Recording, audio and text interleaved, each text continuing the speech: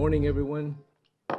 Welcome to the regular meeting of the Yuma County Board of Supervisors. We'll be sitting as all special taxing districts, and this is the July 19th, 2021, 9 a.m. meeting. I see all board members are here, so they can attend either in person or by telephone. They're all here, so this is my call to order. And the first item in the agenda is a Pledge of Allegiance. I'll ask Supervisor Lyons to please lead us on the Pledge of Allegiance. Please join me in the pledge. I pledge allegiance to the flag of the United States of America and to the republic for which it stands, one nation, under God, indivisible, with liberty and justice for all. Well, it seems to be like a busy meeting this morning. One of those meetings where we kind of see the need for a bigger, better building, huh? All right, well, let's move on then to the call to the public. Now, call to the public is held for the public benefit to allow individuals to address issues within the board's jurisdiction. Board members may not discuss items that are not specifically identified on the agenda. Therefore, pursuant to Arizona revised statutes, action taken as a result of public comment will be limited to directing staff to study the matter, responding to criticism, or scheduling the matter for further discussion, and a decision at a future date. Now, I know that there's some people here that want to talk in reference to the transfer site in the eastern portion of the county. So those people, there is an item in the agenda to address that. So I'm going to call on people who don't necessarily have transfer site on their comments, transfer site. So I do have, I think, 3 of them. And remember, you don't need to sign one of these to come up front and talk to us, but I do have, I think, 3 people. I'm going to take Gene first because I know him well enough. Gene Dalby, our bicycle basically guru and coordinator in the county. So Gene, you're up first. Should have left you for last because I know you would have been okay. Thank you. Gene Dalby, 1183 West 37th Street, Yuma, Arizona, and proud to be a county member. I was out in the foothills this morning taking a look at this County 12th Street Road Improvement Project, Fortuna Road to Avenue 12E. Excellent. I'm happy that you guys are putting this together and making this happen. Your engineering department is right on top of it. You know, and I was just talking to Frank a little bit about it, and I think that it's going to develop into a really nice bike route that's going to be a connecting path throughout some of that area on the south side of the frontage road. And I think that it's going to be a good project overall. Safety, obviously, is number 1 of importance. As that road becomes more popular and more developed, it's going to get more traffic, of course, and the safety for bicyclists, because there will be a lot of bicyclists out there. Coming this fall, when we start gathering in our winter visitors, I think you're all going to be surprised at how many people come with bicycles. The whole idea of bicycles in the United States has just exploded. And even over at Crossroads Mission at the bike shop that I do a lot of work at, we're getting bicycles in all the time in the form of needing repairs. People have upgraded their bicycles and gone into something better. And it's all around a big deal. And we are right in the heart of what it can be for the Southwest. And we've got some bike rides scheduled up coming in November for the Tour de Fields to really accentuate the crops in the field. And another one that we're dreaming about right now is one that would be 4 states, 2 countries, 1 region. So if we leave from someplace like the Quartermaster Depot over here, down to Algodones, into Mexico, down to San Luis, and then back around up to the Quartermaster Depot, we've got Arizona, California, Baja, and Sonora, 2 countries, 1 region. But if we add the Kishan Indian Reservation and the Cocopah Indian Reservation, we now have 4 sovereign nations included in that area. I think that will be on every bicyclist's bucket list, that they'll be here in the Southwest one time in their life to ride that ride, because I think it'll be that big of a deal. So thank you for what you do. Appreciate it. And we're looking forward to working with you in the future. Thank you. Thank you, Gene. All right, any comments? None? I'll move on to, I think it's Giordano Bruno. He wants to speak about the First Amendment rights. Thank you. Mr. Thank you for Bruno. your time. Yes, Giordano Bruno was a 12th century monk. He spoke truth to power. He had his tongue removed, and it was burned at the stake by the Inquisition. I told you this last time we were here, and that's what you personally did to me. So today, since you guys do not believe in the First Amendment to the Constitution, I'm here to educate you on it. So I know that you are not educated on the First Amendment to the Constitution, because when I go over to your place over there that says Justice Center, I go in there and I look for the Constitution. I look for the Bill of Rights, and they're nowhere to be found. So I brought a Bill of Rights for you to display in your Justice Center, and I'll read the first one to you.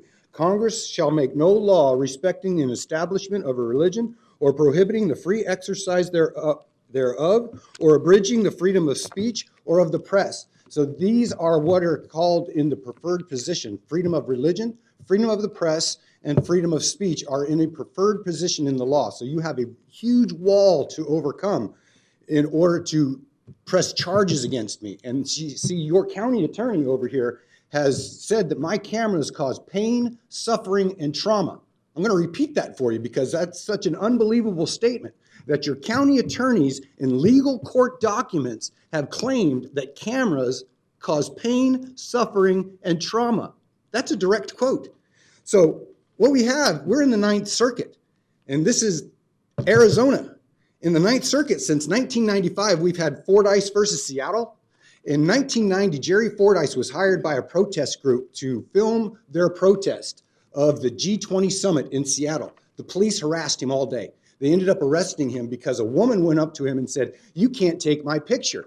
And she said, "No, I can take your picture. You're in public." She went and found a police officer, and the police officer, of course, said, "No, he can record you, ma'am. It's perfect.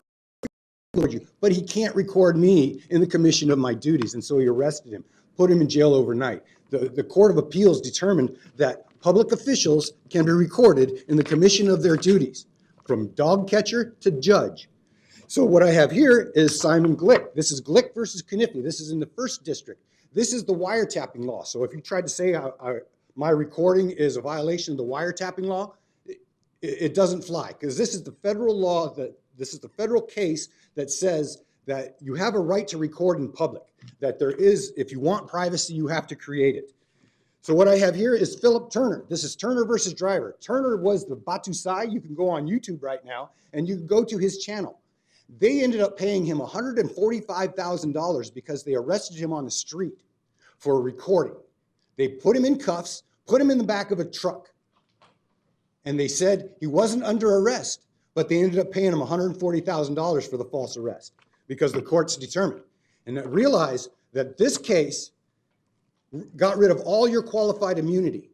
They said in this case that if you arrest somebody purely for the act of recording, you will lose your qualified immunity. This is Cohen versus California, 1971. Man wore a shirt to court. It said, "Fuck the draft." 1971, they arrested him for disorderly conduct. They arrested him for instigating. It went to the Supreme Court. They found that one man's profanity is another man's lyric. Why are you coming after my First Amendment free speech? You came after my cameras. I want to thank you, by the way, for getting them back. Half an hour after me speaking, they were calling me, trying to give me back my cameras. This is Murdoch versus Pennsylvania. This is the ruling that established the preferred position. The Jehovah's Witnesses in Pittsburgh were going around proselytizing. They were selling their wares. They were selling the Watchtower for a nickel here, a dime there, just asking for money. The courts determined that you cannot infringe on the rights of the people. If the people, once a right is established by either constitution or law, the government has to clearly mark.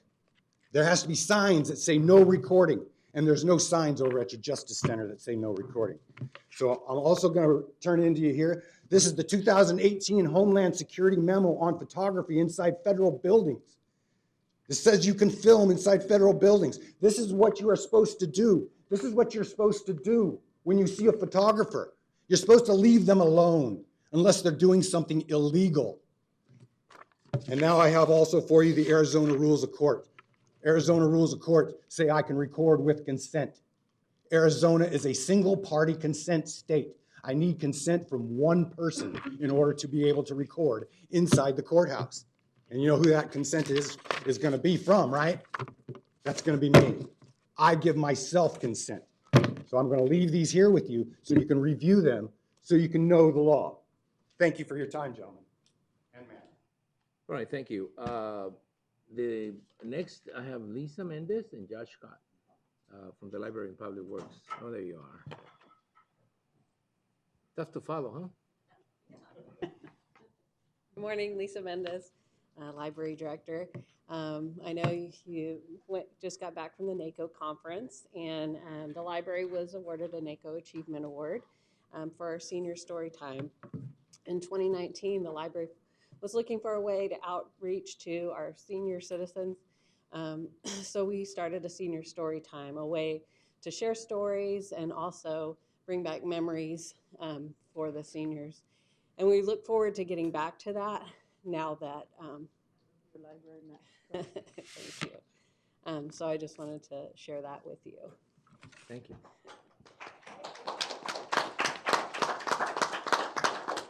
Thank you, Lisa. Morning, Mr. Chairman, members of the board. Josh Scott, Public Works Director. Similar to Lisa, we did receive a NACO Achievement Award for our Leadership Education Advancement Program. I brought that to you in a presentation back in February, but that's our in-house leadership development program. And just wanted to say thank you all for your support in what we're trying to do and achieve and make Public Works a great place to work. So it's validation of that program, and I do have to thank Felicia and Human Resources and all of her staff. They really put together a robust curriculum for our LEAP program and far exceeded my expectations. It's paying dividends. We've seen turnover drop and obviously retention go up, and we've seen a couple of promotions from students out of that program already. One of them you'll see up here in just a few minutes. So again, thank you and happy to share the news. Yeah, congratulations. And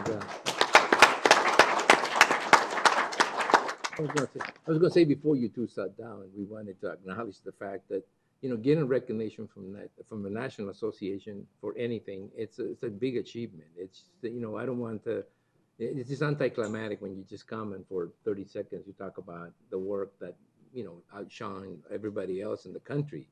So I do want to say that it's not a common occurrence, and that we're very proud of the work you do, and it's what makes Yuma County a great county to work with or for. Thank you. And I think, does anybody else in the public wants to address the board on some item that isn't there? Yeah, well, we'll take one at a time. Gilbert, we'll take you at the end. Wade. Wait, no, well, I'm talking about Gilbert. Thank you, Chairman Reyes. And I'm rising now, even though I have a card submitted and you have put me in with the D1 discussion on the transfer sites fees. I have a 10 a.m. hearing in Superior Court, and I may or may not be back in time to get involved in that discussion. My name is Wade Noble. I'm General Counsel for North Gila Valley Irrigation and Drainage District and Yuma Irrigation District. Those are the two irrigation districts on the north and south of the Gila River in the Gila Valley. I'm here today in opposition to Resolution 2021-17, which is the transfer sites fees schedule. Both districts are opposed to this. Often you're told, as those who have the authority to enact regulation or ordinance, that if you do this, people will die. Most often I'm told that when faced with that, you say, let's do it, and if people die, we'll change it. And so you do it and people don't die. Let me tell you what will happen if you enact this fee schedule. Illegal dumping will increase in agriculture areas, in those areas that are most affected by the winter vegetable industry. The impact of illegal dumping will not be in terms of deaths. The impact will be to the winter produce industry and to the county budget. The agriculture economy is based upon field crops that are harvested and packed and sent to the shelves. Those are bought.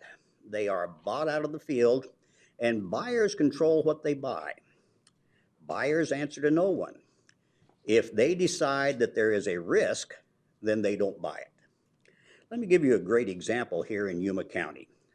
We are all aware of the high-value feed yard cattle feeding operation in Welton. One of the products that comes out of there sometimes is E. coli. No contamination of produce has ever been traced to the feed yard. However, the buyers say there's a risk. And so they will not buy produce that is grown within 2 miles of the feed yard. No liability has ever been attributed to anyone. They just simply say, you know, you can grow it, but we're not going to buy it. If illegal dumping increases, as it will, then the buyers will simply say, you know, we're going to restrict this area. And the radius that they consider to be a risk area could be anything from 1 mile to 2 miles or greater. That would devastate the economy in those areas that are near the transfer sites. And it doesn't have to be next to a field. It can be within a certain distance of a field, and the buyer would still say, not going to buy it. You can grow something else, but you're not going to grow a winter vegetable table crop. Well, what happens to the county budget then? Now, follow me on this, would you? Friends will come to each of you. Friends that helped you get elected. Friends that you know. Friends in the agriculture industry.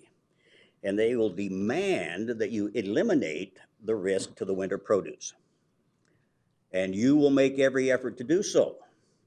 And so what will you do? You'll increase enforcement. But remember, your friends say, we want this eliminated. And so the enforcement costs will soon far outweigh any benefit from increased revenues. The result, I don't care where you hide it, is going to be that you're going to be upside down again. Now, we already have illegal dumping. Yes, we do. That has already been a concern. We have already attempted to address that. But don't put the agriculture industry, especially the winter produce industry, at risk by increasing the illegal dumping. Thank you. I'll do my best to return and take part of the discussion if there are any questions for me. Thank you. Thank you, Wade. Gilbert. Good morning. Morning. How y'all doing? Gilbert Hernandez, 12489 Ironwood, South Ironwood Drive. I'm here about the transfer fee also. First of all, let me say, oh, I know, if I'm out, I gotta take my car to All the right, dealership. got it. Continue. First of all, the guys out there do a great job. There's no doubt about it. I'm happy with what's going on out there. I give them kudos to you guys that are out there. I go there at least twice a month.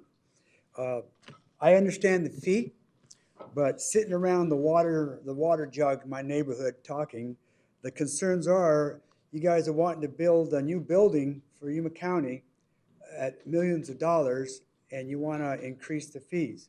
We understand why, because of what's going on out there.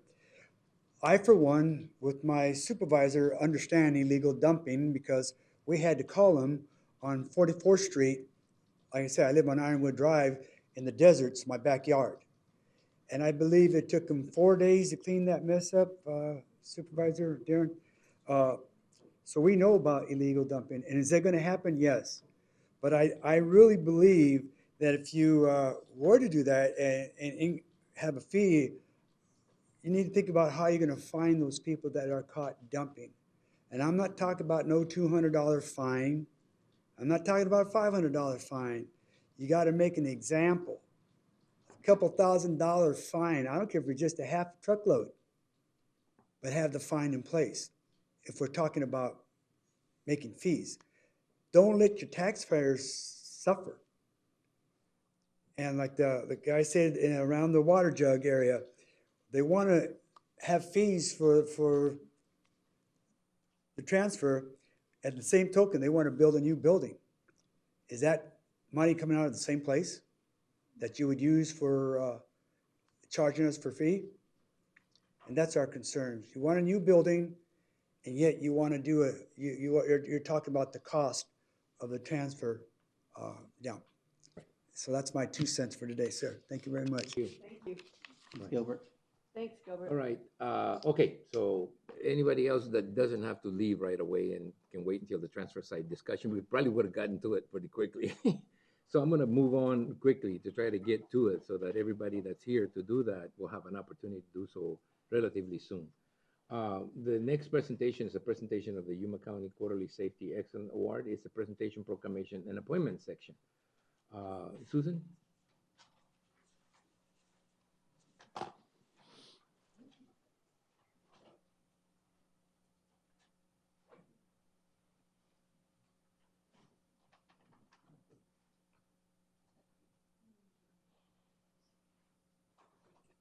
Good morning, Chairman Reyes, members of the board. I'm pleased to recognize the nominees for Yuma County Safety Excellence Award for the fourth quarter of the fiscal year, which is April through June of 2020.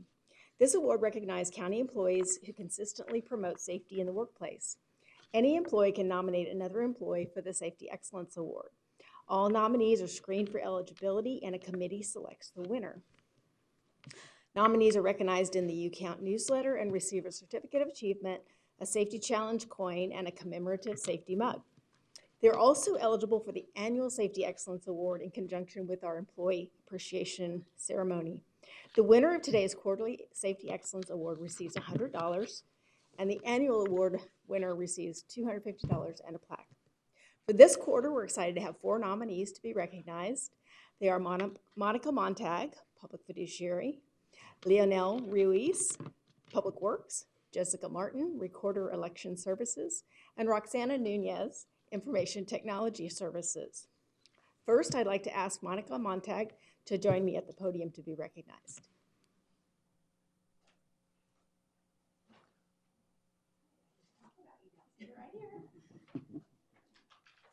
Monica is the Indigent Burial Specialist in the Public Fiduciary Department. She has been in this position for 6 months and with Yuma County for 2 years.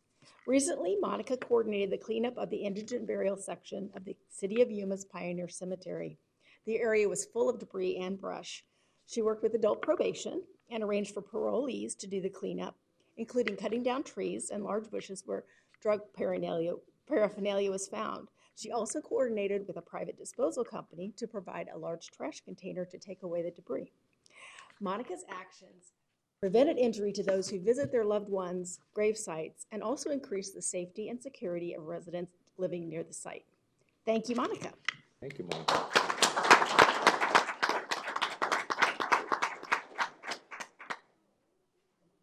Next, I would like to ask Leonel Ruiz to join me at the podium to be recognized.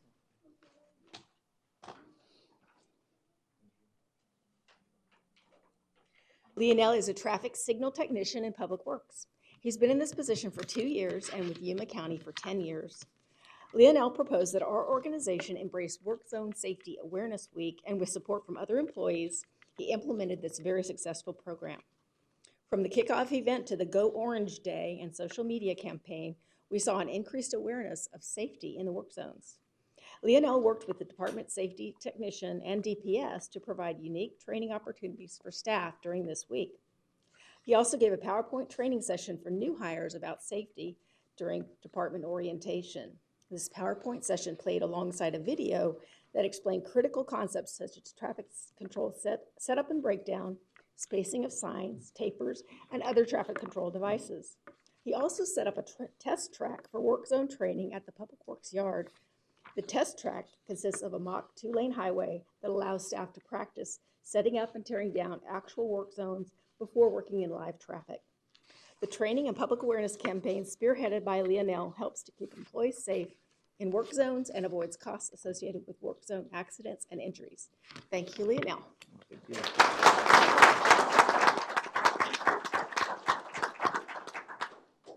Next, I would like to ask Jessica Martin to join me at the podium to be recognized.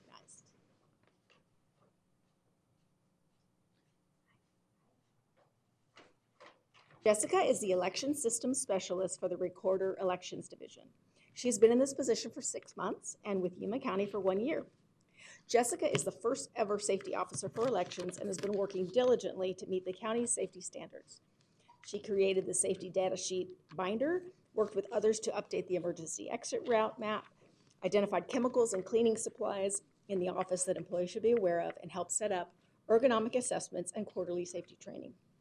Jessica also cleaned and organized elections basement storage area, ensuring clear walk-through areas free of tripping hazards.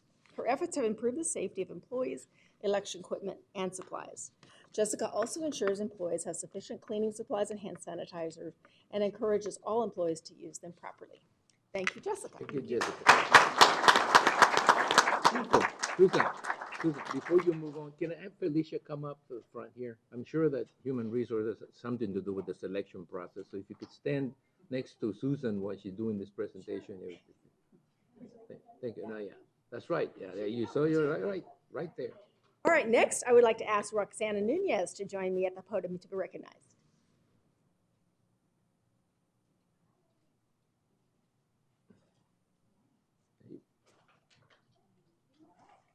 Roxana is the ITS Administrative Coordinator for Information Technology Services.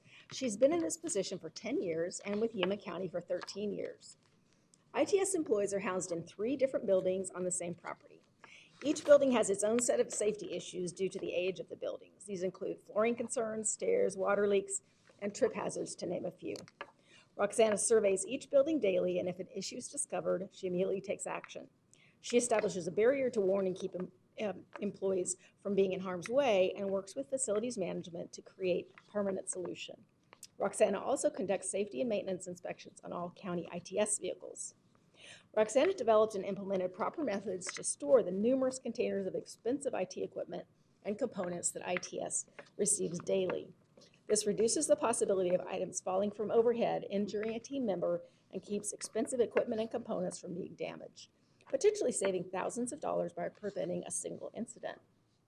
Due to Roxana's efforts, ITS had not had a single injury to team members or damage to equipment in their care. Thank you.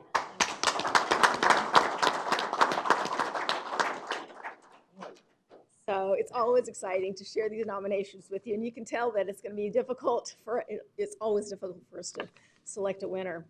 I want to thank and commend all of our nominees for their dedication to safety.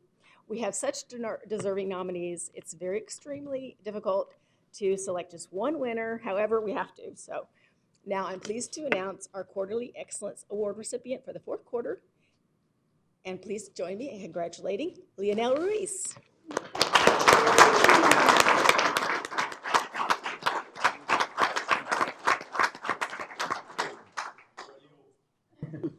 Don't spend it on one place.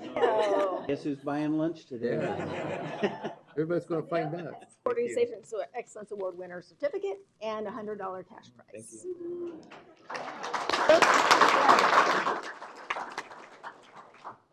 A picture with you. Yes. You're the star of the moment. Quarter. Of the quarter, right. Yeah. All right, Marlene. Go ahead. Sorry.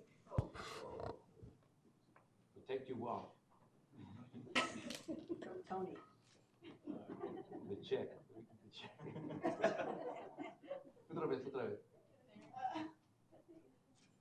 Got it, Leonel. Muchas gracias. Wait. I'll be quick. Start charging us. There, I took a few. Thank you. Congratulations. Thank you. Thank you. Uh-huh.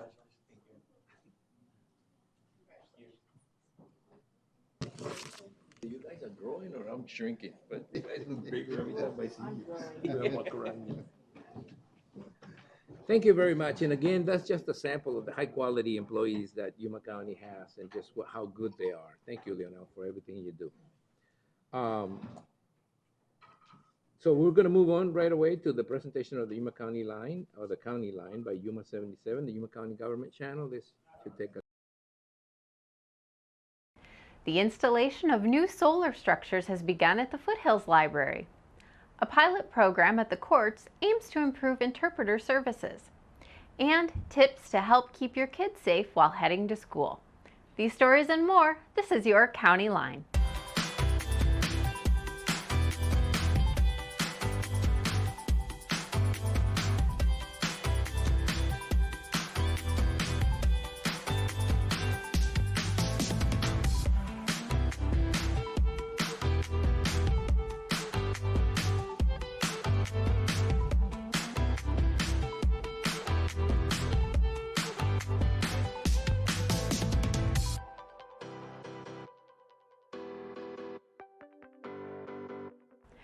We all know how hot the summers can get in Yuma County, so new structures on county properties are being built to provide shade and so much more.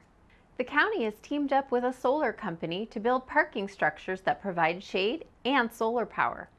The first of these structures installed was at the Foothills Library parking lot. These structures are built to generate power and place it back on the grid.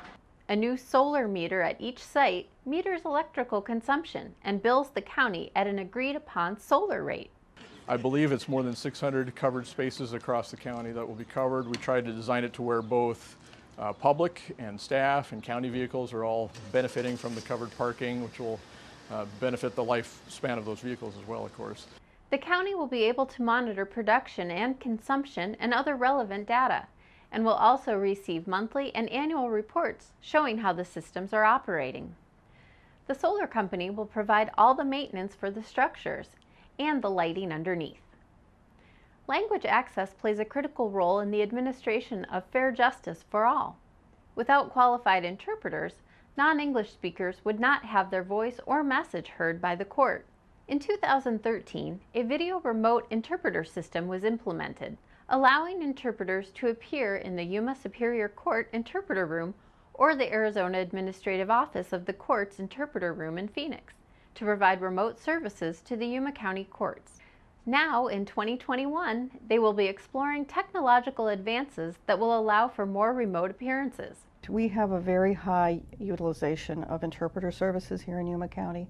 We have a large number of non-English speakers in Yuma County, and those that come before the court obviously are entitled to receive language access services, and it's important for fair justice for them to receive those services in their own language.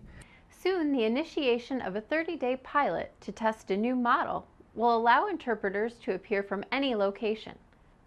If you're interested in exploring a career as a court interpreter, check out the Arizona Supreme Court webpage, azcourts.gov. Schools will be back in session at the beginning of August, which means more foot traffic from our young ones walking and biking to school. To help improve pedestrian safety and to keep kids safe, remind them to observe all traffic signals, stick to safe routes, and allow the school crossing guard to help look left, right, and left again before crossing the street, and keep looking and listening while crossing. As far as parents, especially if we're dropping our kids off, we have to expect that kids are going to be running out from every direction. They're not going to be, staying on the sidewalk. We have to be ready to stop at a moment's notice. It's not safe to use a cell phone or text while walking. Try making eye contact with the driver before you step into the road whenever possible. Cross the street at corners using traffic signals and crosswalks. For more information, please contact the Yuma County Public Health Services District at 317-4550. Don't let mosquitoes wreck your summer. Protect yourself and your family from mosquito bites. I'm Mary, and this is your Health Watch.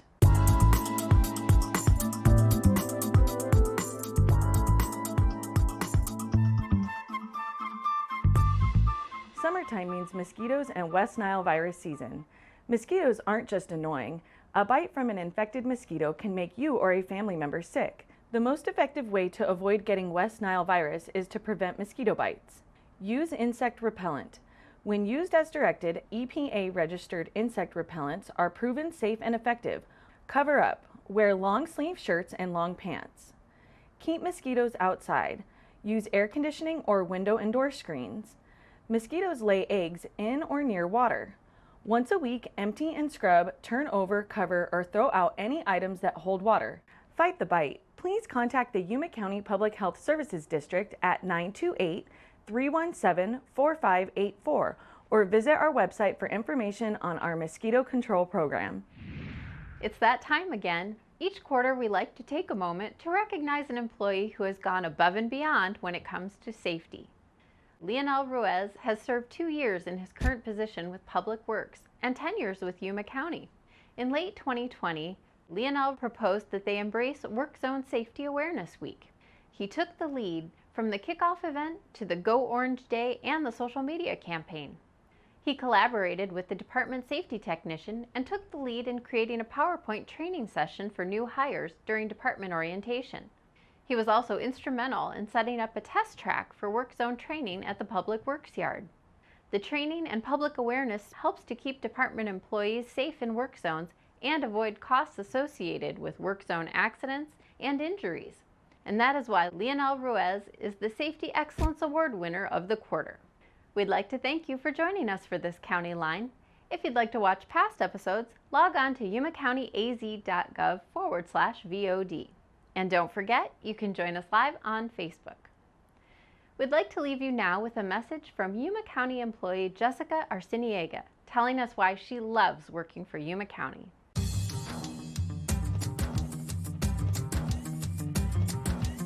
Hi, my name is Jessica Arciniega. I'm the Employment Coordinator for Yuma County Human Resources, and I have been working for the county for 11 years.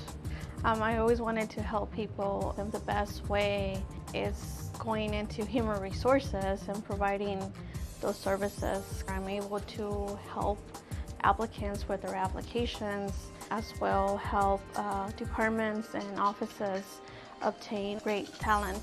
I have a great team that I work with. It's a great environment. I enjoy what I do.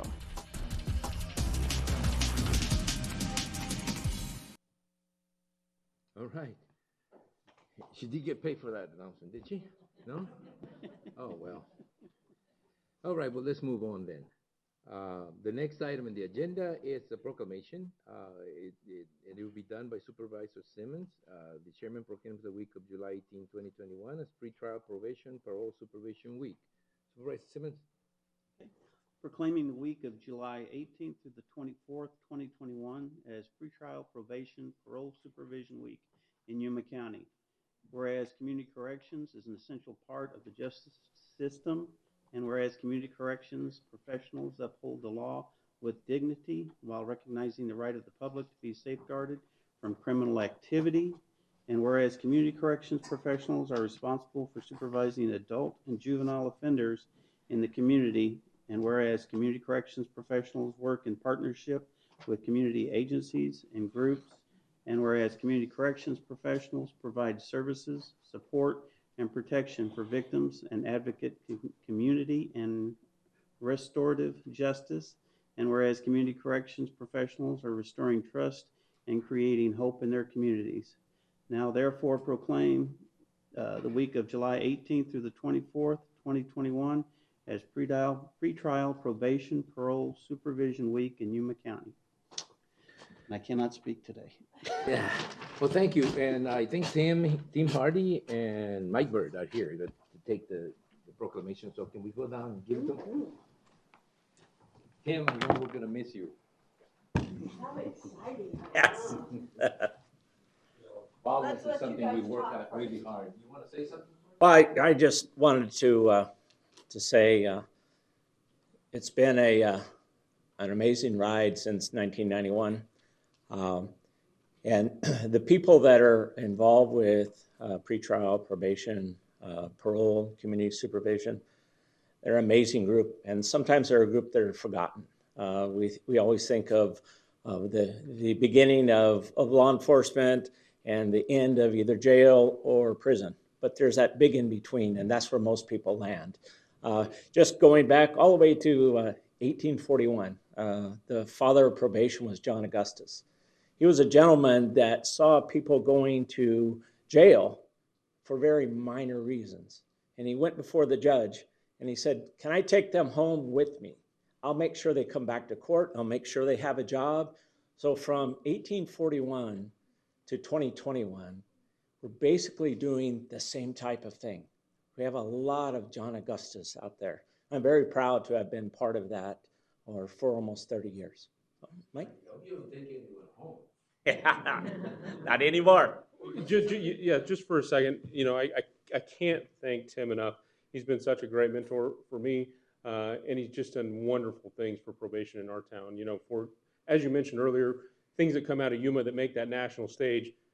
President of the American Probation and Parole Association across the nation, that's huge for us to lead that group from our town. And it's because we work very hard and we have a lot of good people that work for us in this community to help, people rehabilitate their lives, keep kids, out of jail, keep adults from continuing that cycle of showing up into jail and getting back to being productive members of our society. And I'm going to miss Tim tremendously. I think we all are, and I don't know that we'll find another good-looking bald guy to replace him. So, I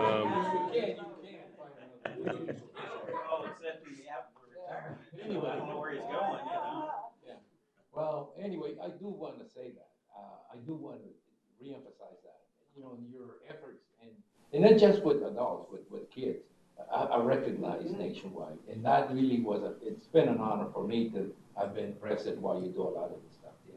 We really appreciate your work, and we hope you enjoy whatever you do in retirement. Thank you, sir. Thank you.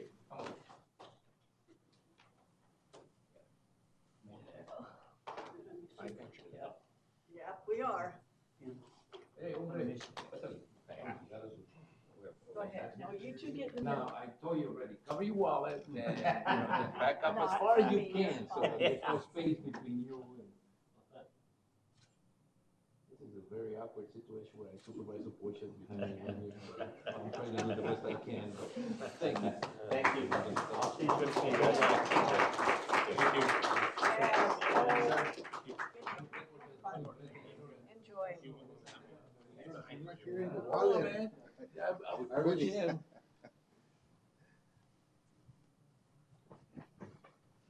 Right, moving right along, we do have an update by Gladys Brown, Airport Director, on the activities of Yuma International Airport. Gladys, we saw you last time and you were representing another organization and giving us a report. We don't get tired, just want to tell you that, so go ahead. Pull up my slide. Chairman Reyes, Board of Supervisors, thank you for having me. Susan and your team, thank you for always working with us. And then, of course, the community. We really appreciate everything that they do for us to keep us relevant and going. So I think I'm going to do a quick PowerPoint, which should come up here shortly.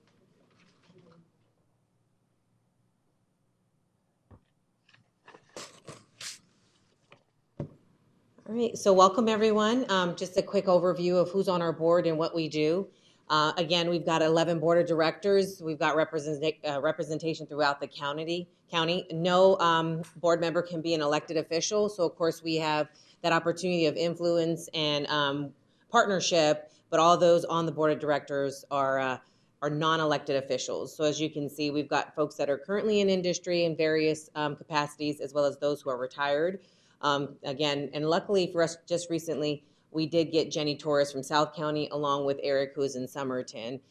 Eric has been with us for a while, as well as he contributes to some of the committees with the county as well. The mission statement, of course, for the authority is to provide a safe, efficient, and customer-focused airport to serve Greater Yuma.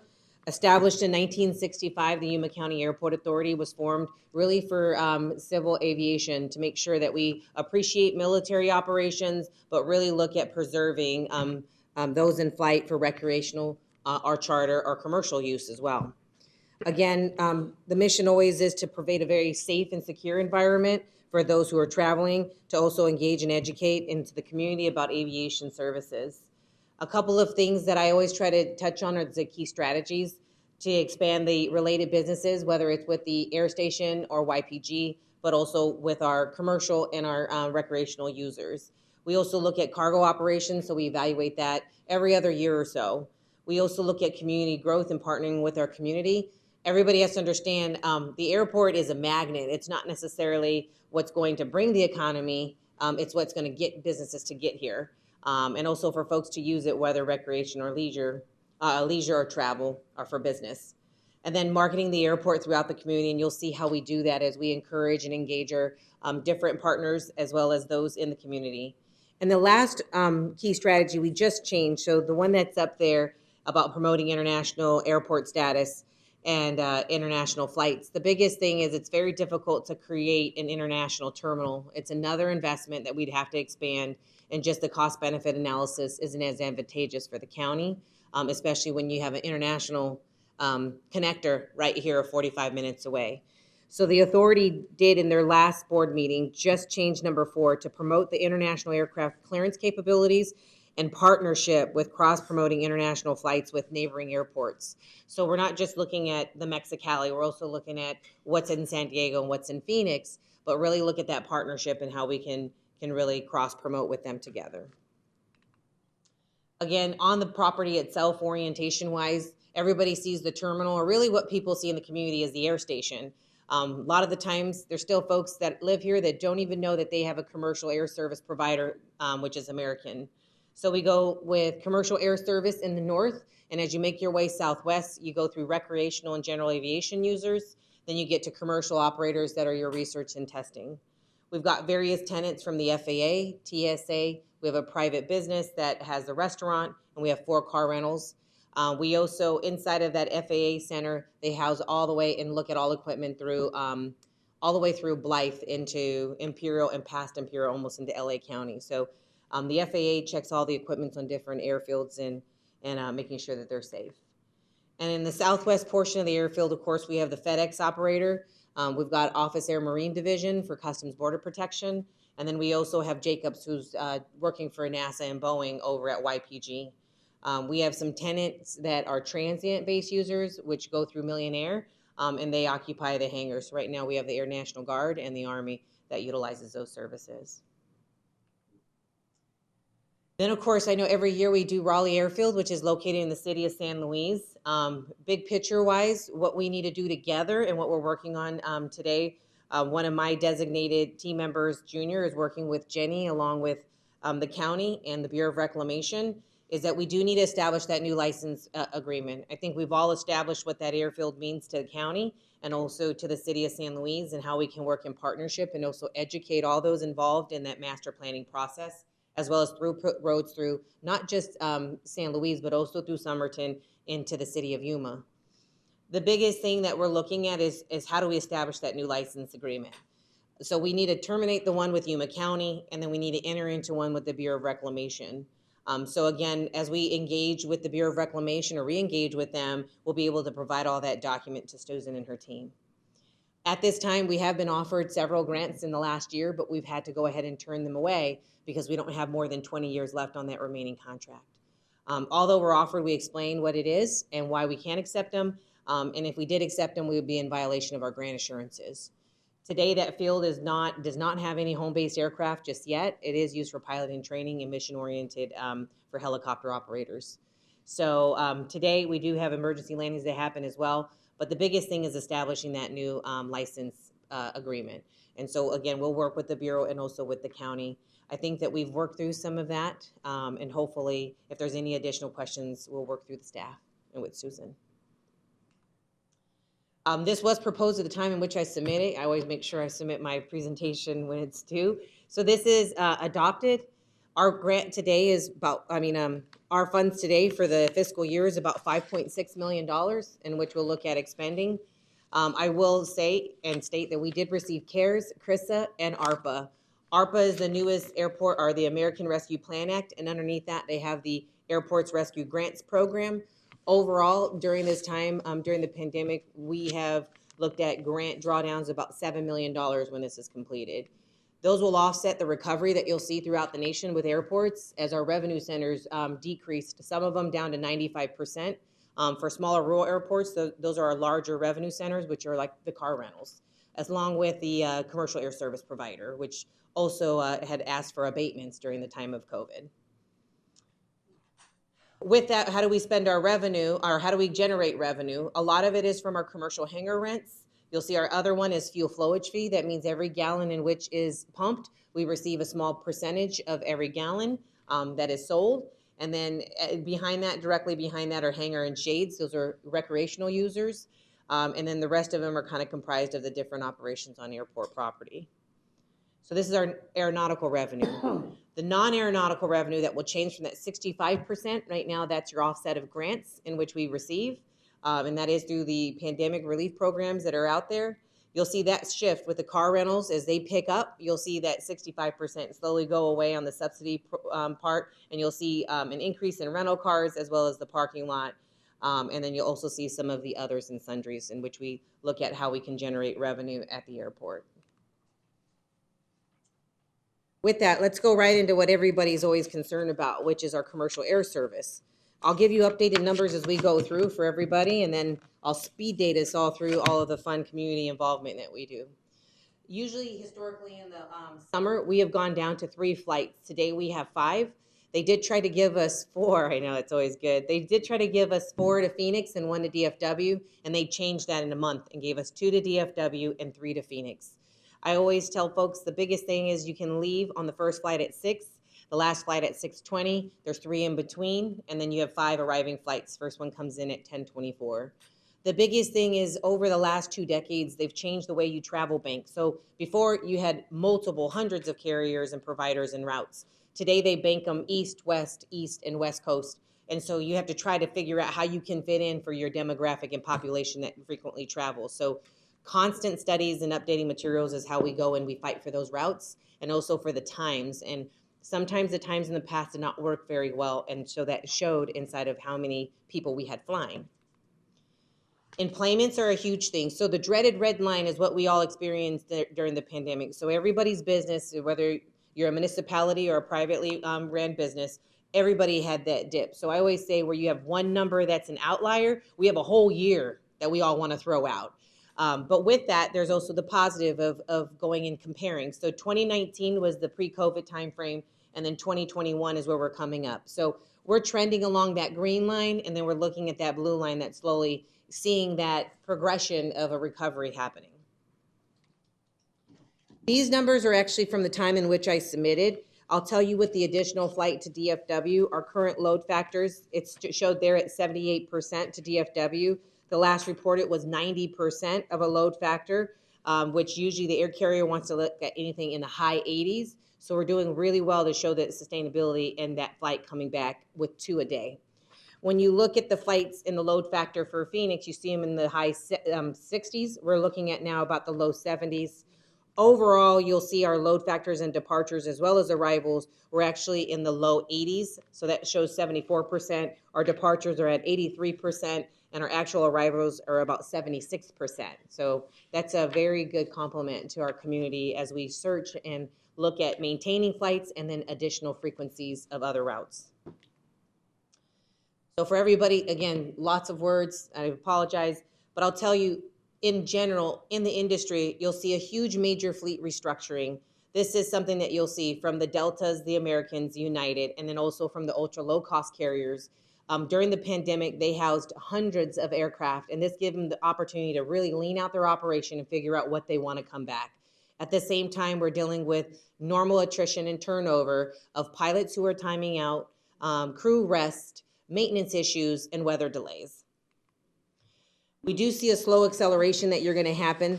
The biggest travel that we're seeing today is Mexico, Latin, and domestic U.S. travel are those top 3, as you can see. Of course, with restrictive borders and entries into different parts of the country or other states, you'll see the Pacific, the Atlanta, and Canada are the more restricted. So slowly you'll start to see air travel recover. Historically, for Yuma, you'll see that we've had some employments that have fluctuated. Again, our market overall during the pandemic on a rural national level has done very, very well in comparison to other airports, big or small. And then, of course, how many people go through that checkpoint every day is the comparison. We did see that we were breaking records in May from the pre-pandemic timeframe. So we do anticipate that we're going to see that go over those 2019 numbers in the next 6 to 8 months. And then we do work with our TSA and Department of Homeland Security to really track those throughput. And you'll see that when I reported this to the board or for the slides themselves, we were up by 150% this time last year. So again, we want to say this is an optimistic, very good outlook for our industry and also for our community as we see people flying. Again, you'll see the increase in vaccines and also those and what they're allowed to do for their business travel has really allowed them to start to get on the planes versus just commuting by car. And then the truth is the average fare is a little bit higher, about 80 to 160 round trip, 80 one way. But you will see today the competitive market. Sometimes you can get your service, your air service out of here cheaper if you just price it. A little bit of advice for everyone is typically when you search a flight, you want to be careful because they actually catch that inside of the markers. And if you don't purchase that flight at that time, then they go ahead and they do raise it and place it into a different class very quickly. So what I typically say is you can always search it. Remember, your phone is connected. Your phone is a computer as well, so we always have to educate people. It connects on any wireless device that you're inside of a room or a facility at. It actually tracks that, knows where your IP is at, and it also cross-references. So if Martin goes and looks for a flight to go to DFW, and then all of a sudden he's using his phone, he gets on his computer, says, hey, it shouldn't know that I'm looking for it. But what happens is it says, hey, there's a lot more demand. Let's bump the class up. And then now the flight is $40 more expensive. At the same time, I always say you can look on search engines and go somewhere else, But just be aware that a lot of the times it does happen that way. It doesn't matter, you can do it out of Phoenix. They do the same exact thing as well. So just clear it all the way out, close it out, do the proper thing that you do with your computer to ensure that you don't catch those cookies, and then make sure that you restart just the program itself overall. Everything is based off of analytics. You'll be very surprised. To teach people that your phone is a computer was a big concept that we had to include in our last presentation to employees. So as much as you want to say you're away from your computer, unfortunately you're linked to it 24 hours a day because we plug it in on the side of our bed, right? So what are we doing in 2021? We are going to look at new routes. We are going to have that discussion. I just want everyone to manage the expectation that air carriers today are still struggling to recover. They've asked for a lot of abatements. The price of the oil is going up, the cost to maintain, as well as to find the pilots to go in there, and also the flight attendants to be there is getting a little bit tougher. Folks are still cautious. We still are watching that recovery happen. We are going to keep on marketing and looking for that business. We're going to help the airline. We're going to figure out what needs to be done. Our community is very supportive, and I know that we can show them that we have that user base here in the customer that they can take from and not just capitalize or cannibalize over on American's flights. So we are looking that in 2022 that we'll look at Denver, of course, based on analytics, SFO, that will be connected to that same flight with United, hopefully. And then we also will look at Alaska for that flight up to Seattle.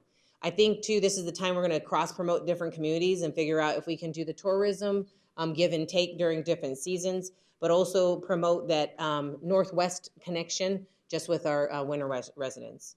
Again, one of the things I want to manage is I spoke with some of my friends who have that Colorado route. If they thought DFW's weather was bad, they experience even worse weather with the Colorado routes. So I'm just a little bit cautious because our community, once they get delayed or canceled, I'll be honest with you, they'll fly somewhere else really fast and then they'll give us a try 6 months later. If it happens twice in a row, I feel like I don't even have 3 strikes, I'm out. I think I get like 2 strikes and I do get the call at 1 a.m. in the morning. So again, there's all these different things that go into flight, but we won't give up trying to get additional routes in another air carrier. We will entertain and look at Boutique, which is another smaller carrier with a 9-seater corporate jet that's about that it will hop over to LAX, so we're still entertaining and hopeful for them. They're out of Palm Springs and doing really well, but that's another air carrier that we're hopeful for.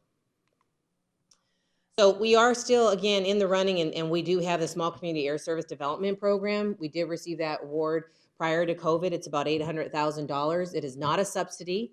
It is a revenue guarantee. A lot of airports, I mean, everyone doesn't realize all the different funding mechanisms we have to ensure that we're financially sound. But this one here is only to offset if we get a new air carrier for a specific route, the difference that they don't earn for the customers that they are estimated to receive to operate that flight. So it's not like what you see in Imperial, which is an essential air service subsidy. This program here is a grant revenue, a revenue guarantee portion. It's not a subsidy to offset cost. Again, focus will be in the Northwest. And I think that's the biggest thing based on analytics. I know everybody would love LAX or SFO right away, but the truth is right now that's the one that looks the most advantageous for an air carrier. Community partnership, so this is always the fun stuff. Right at the very beginning in South County, we did assist and contribute, the airport authority did, to a private for public use airport, which is Somerton. So that actual airport is now paved. Their main runway, as you can see, and that was through a partnership that we agreed to when Charles was alive. And then just recently, the board did approve to go and invest and assist for the greater good of general aviation. As a result of that, he's been able to do some competitions there, as well as assist some of our agricultural promotional portions in which they can do displays and demos. And then we also do everything we can for Yuma County, assisting in the food bank, and we'll continue this to try to do every holiday season to get food over there so they can help families in need. And then also with our county library, we have one of their pop-up library programs in which guests can download those books. So we always say, even if you're not flying and you're just there hanging out, eating, or just waiting for folks, the nice thing is we have the pop-up library through Yuma County. And then also we'll continue our dedication to our community, whether it's through sponsorships, whether it's to get our young musicians in there or to make sure we cross-promote different events. We most definitely are doing everything we can to show our presence. We do that not just in person, we also do it through social media. And we also get to know, especially during COVID, we wanted people to get to know our team. So every anniversary, you got to have some random fun facts and then also a quick write-up about our team members. And at the same time, also a flash from the past and all the folks that have been with us through the Throwback Thursdays. That's the most important slide you got. I know. That's the most important slide you got. Yeah, it's always nice when you see good people who've done great things. And so we are very fortunate that we've got some great aviators that have contributed to our community and continue to through their lineage. And then, of course, one of the things I say to be recognized is always good as a county, both regionally and nationally. And so this here is an ode to our community. Our staff, our team, our board would never win Airport of the Year if it wasn't for the community. I think everything that we do, we focus it around not just economic development, but what we can do to highlight what's so great about the Southwest. Our team makes an effort throughout the nation to ensure that we're not just forgotten, that we're known for our key assets, agriculture, military, also the medical tourism, and then tourism overall. So I think that we need to make sure we highlight that, and everybody in this room should be very proud of the wonderful things that come out of Yuma County. And then what are we doing today? We're gonna look at creating new revenue opportunities with current assets. We're gonna understand that road to recovery with long-term and small incremental metrics that are being created and met. The biggest thing that all of us have to do today is the management of public perception and media. That's something that gets out of control very fast. And then staying connected through the community, assisting and answering questions, so that's always tough, and then rebuilding and building confidence with our current customers and tenants and stakeholders. Our commitment to you always as a team is to, one, make sure people know to enjoy life in the time that you're given, and to be patient as you fly, and to be kind. And then when things are happening on a flight, don't feel it's your responsibility to try to fix it. You just take care of yourself, and everything else has a process in place. So as overwhelming as it may be, just make sure that you first focus on you and just know it's going to be fine. And then also, our biggest thing is safety and security of your airport, the health of customers, stakeholders, and team members, providing that excellent customer service, focusing on the future of aviation for Yuma County, working very closely with each of you, and then also creating economic growth opportunities and business opportunities, again, by marketing those assets and highlighting our community, and then really focusing on the industry demands and changes. And with that, we've got a chamber mixer for those who are in the chamber. We also have a public meeting planning on the 21st for our master plan. And then we also will be celebrating Aviation Day at the Capitol, National Aviation Day in the airport. As people fly in and out, we give them a little snapshot of what Aviation Day means. And again, we do look forward to another amazing year as we continue on. We try not to talk about anything that's related to the pandemic. We try to focus on what we're doing today to get better. And our numbers are slowly increasing, and we've got a lot of work to do. So we look forward to a wonderful year with everyone. And thank you again for allowing us the opportunity to provide this briefing. I know that's very fast, but I'll tell you that we are very grateful for our partnership with Susan and her team, as well as all of those in the community around us. Well, Ms. Brown, the fact that you were actually named by ADOT as the Airport of the Year just goes to show that not only are you noticeable here, but you're noticeable statewide and nationwide. And I think that that's the biggest and best recognition you can get from your peers, because I think that you may be able to tell a good story, but the fact is people who know you're doing a great job. So, and recognize that. So I'd like to say thank you to my board of directors who are very supportive. As a result of that recognition too, our county is known for its diversity and inclusion and its equity portions of it. So you'll see us, a lot of us, especially your leadership, start to be recognized nationally, to sit on panels and have that discussion, especially in a very multicultural environment that has, honestly, they have 2 different types of languages. I tell people there's 5 languages of love. There's for sure 2 established in Yuma County for us to be able to communicate. You deal with Russ Jones. That ought to give you a style. Thank you very much for that one. All right. Well, thank you very much. Thank you. Mr. Brown. We appreciate the report. And it's pretty well. Thank you. Thank you again. Yeah. Anything else, guys? We'll move on. We'll move on to consent calendar. I know there's a lot of people waiting for the next item after this. So is there anything on the consent item you'd like to pull out? If not, I'll entertain a motion to approve items as presented. Yes? Mr. Chairman, staff would like to pull item number 4 because we do have a proposal for you to consider.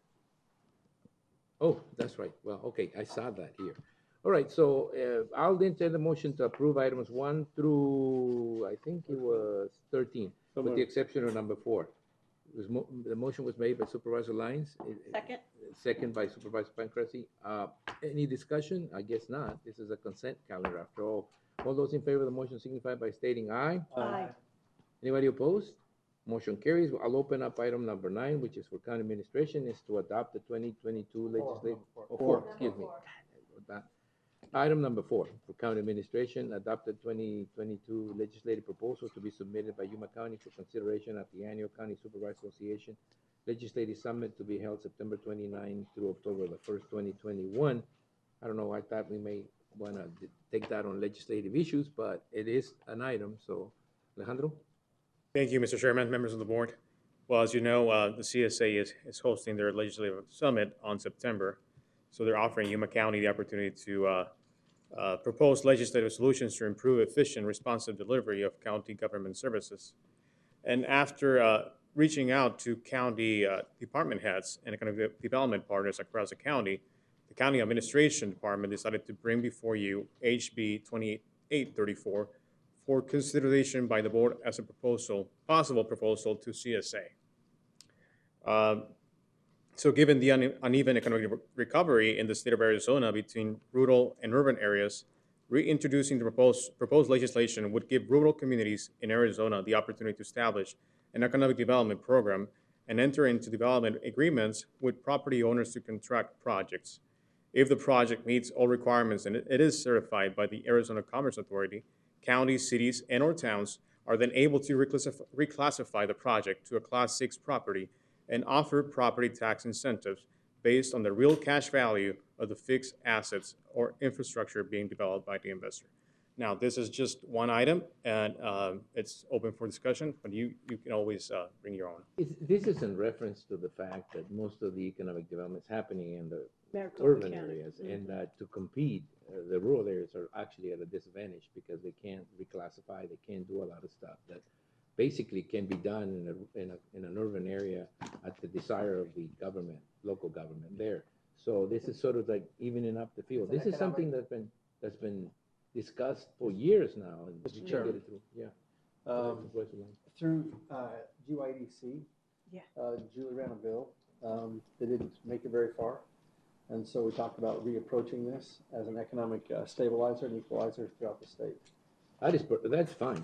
I think we all support that effort. We've heard about it, we've discussed it, and we've all supported it. And we're really disappointed. I can see that Representative Dunn has a bill, and I feel like, I mean, unless there's any particular opposition, that we would all get behind that and put it up for discussion at the CSA meeting. Yes. Do I hear a motion to that effect? I'll make that motion. I'll second that motion. Motion and second to go ahead and approve the item to be presented to the CSA as a legislative proposal from Yuma County. Any discussion? It was brought up that we started it last year, but we really need a year to be able to hit everybody in the legislature and work on them and understanding that. And I can see that a lot of the cities and towns are supporting it because when I read it. So it's just a matter of getting the counties to support it also. Okay, all those in favor of the motion signify by stating aye. Aye. Anybody opposed? Motion carries. Thank you, Alejandro, and we will put that in front on the September whatever. Thank you, Mr. Chairman. Members of the board. Good. Congratulations on your new baby. Sorry. You want to Mr. get Dunn is chairman of the Rural Caucus. Yes. So he'll probably be there. All right, so we move on then to the discussion and action items, and the board will open each of the following items separately for discussion and appropriate action, or action as appropriate. Public Works pursuant to Arizona revised statutes. Conduct a public hearing to receive comments regarding the proposed implementation of transfer site fee schedules and discussion and possible action to authorize the chairman to sign resolution number 2021-17, formally adopting said schedule. You want to reset the discussion here? Yes, thank you, Mr. Chairman, members of the board, Josh Scott, Public Works Director. Just a real quick summary of some of the information that was presented to you all back in January and then again in May. And that leads up to why we're here today. So our solid waste division has been operating in the red the last 2 years. You can see it's $85,000 plus each of the last couple of years. And we spent $220,000 at the landfill last year as well, disposing of trash that residents bring to us. And based on our car counts and the history of landfill prices over the years, that's projected to climb to over $500,000 by fiscal year 2030. We've talked about the different waste streams that we receive at our transfer sites, and by a big margin, household trash is our biggest commodity out there. And we presented several options over those last two presentations to try and deal with the budget shortfall, and one of those was to implement a fee at our transfer sites. We've shared this chart a couple of times before, but we are the only county in Arizona that does not charge a fee across the board. We are free totally across the board. This chart here, you've seen this graph before as well, but it gives some context to what a fee might look like. You can see to get the solid waste operation totally out of the general fund, we're talking about a $15 type fee. We know that's not realistic. So in the past, we've discussed a fee somewhere in the neighborhood of $5 to $7. That would help close the gap. It's still going to require some general fund money to sustain the operation. And I've got my calculator spreadsheet again. If we want to get into the impact of different fees and what that looks like. But I know you all have a difficult decision ahead, so. All right, we'll ask you, I'll open it to the public, and then, you know, if there's a desire to implement a fee at all, then I'll ask you to give us some background, some mathematical calculations, okay? I think the first thing we got to get over is whether we will impose a fee or not. Just wanted to thank Josh for his thorough analysis of where they're at, and as a department head, I want to recognize that. I appreciate Thank that. you for the uproar. We appreciate it. You know, we got to get bored if we don't have some sort of, we don't have some kind of controversial issue, we get bored. Yes, very good. I had the easy part. I just brought the information that was an to easy you. one, right? You know, we do it for free, so let's charge something. That's a really good one. We'll escort you to your yeah. We will give everybody your name as a reference point whenever they, you know, they have to charge. It's just sound fiscal Yeah, management it of is. this department. It is. So congratulations. Yeah, thank you, Josh. All right, well, look, I'm going to open it up to the public. So I do have some cards here, and I think it's just fair that I open up with some of these cards. And I'm going to open up the public hearing as it is right now. And I mean, to just sum it up as fast as possible, I think Josh did a good job. You know, we started off that project years ago, and I know some of the board members here, most of the board members here weren't here when we started the project, and it was done so that we could sort of alleviate the needs that people had. We thought it was a need to take their garbage or the disposed stuff and put it out somewhere other than the desert. That was the driving force behind that. And it's still the driving force behind having a transfer site in the eastern portion of the county. It is a very wide expanse portion of the county. South County has a transfer site. It has a larger city, Somerton, San Luis, and Yuma, that basically and essentially offer that service. There is an unincorporated area, but it's pretty small. So, not for free. And not for free. No, we don't, you know, we don't do that for free. But the majority of the problems we were having, the desert dumping problems, were in East County. So that was done because of that. And it's important for people to realize that the only reason it's being brought up is because it's become a larger issue. I mean, it was just a small issue. I think that we were thinking about it as a sort of a county service. But it gets to a point now where the rest of the county is going to be asked to maintain something that cost us $500,000, and it's growing exponentially. Some of the issues that brought it forth is the fact that some of the disposal items, like tires, thousands of tires, are difficult to get rid of. We have to pay to get rid of it. Some of the appliances are just large, and even though somebody picks them up, they're still very large, so they take a lot of space and a lot of work. And third, and probably most important than anything else, is that we have no way of determining what is commercial and what is residential. And this wasn't intended to be a commercial dumping site. It wasn't intended to be a place where, you know, companies can go drop their concrete. It was intended for it to be a place where people would go and take their their excess garbage because they didn't have the service, or the service was really difficult, or people were here only a few months of the year, or whatever. But it's become a situation now that as county supervisors that look at the whole county, not just a different area of the county, we need to take a look at that. And so that's where we're here. We ask county staff to warn us before issues become really major issues. And this is at a point, it's basically at a tipping point, according to the staff, where, they need to let us know, look, we're spending over $500,000. Do you guys want to start doing something about it?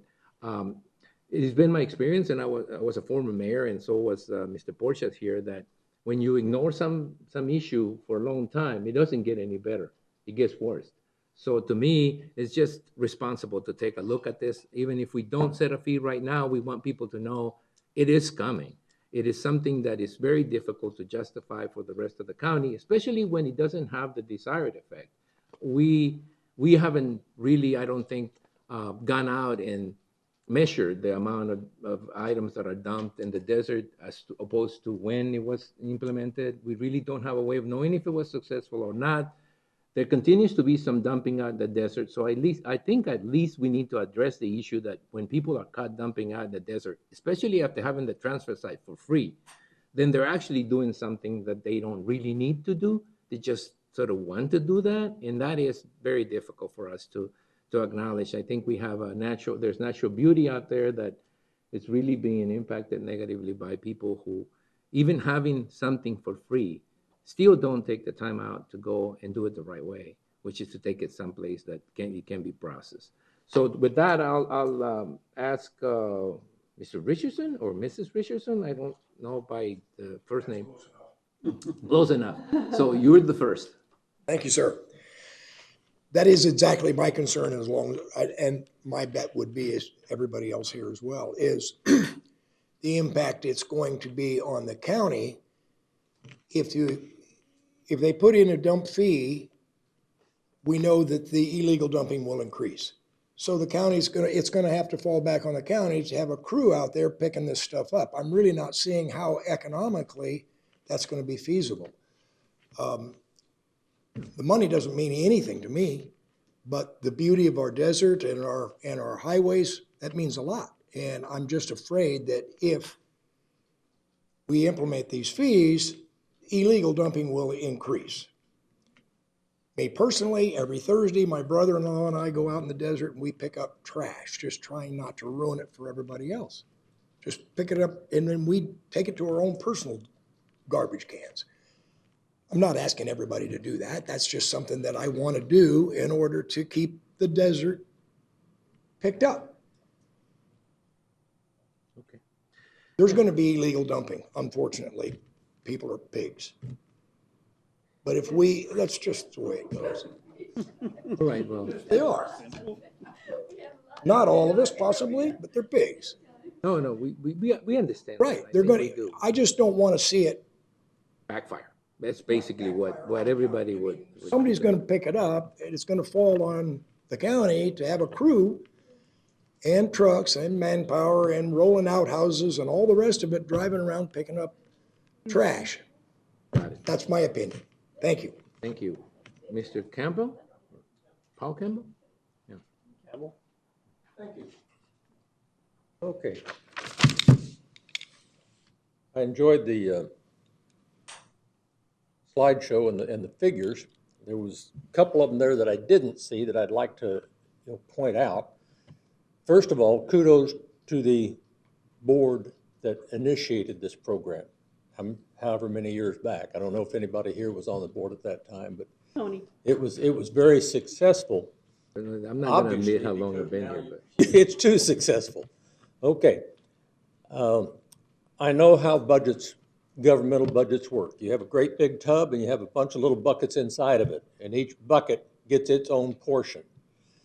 My question really concerns the budget for the transfer stations.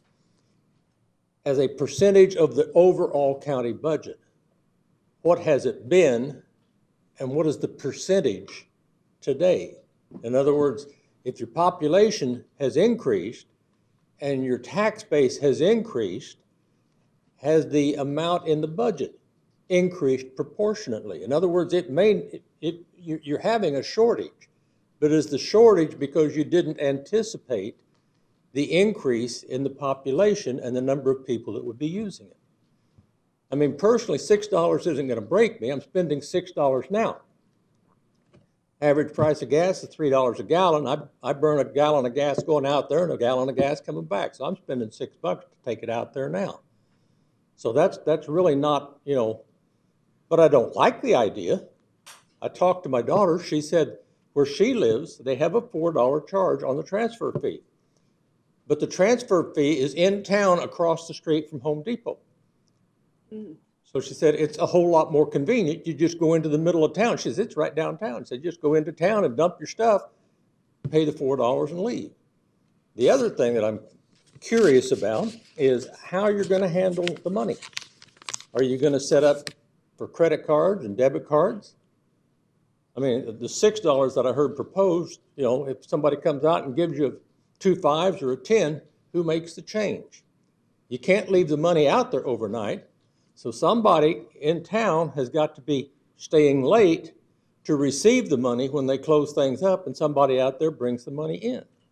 So there's added expenses to collecting the money and getting it moved around. I think that the percentage of the overall budget and how the budget out there has changed as opposed to have we kept up with the times would really need to be addressed. That's really all I have to say. Thank you. Mr. Campbell, just a minute, just a second. It's not a response necessarily, because I don't think it requires a response. I was a board member when it was implemented, and the purpose of it, as I explained before, was to try to give people an option so that they would stop illegal dumping. What we didn't do was measure it at all. And what's happening right now is that service was sort of, as a percentage of the county budget, it is a very small percentage. Yeah. And it would probably take money to set it up, to collect money. It's true. But we're not talking, I don't think we're talking about right now. We're talking about a future where this keeps increasing to a point where we would have to look at it as a different problem.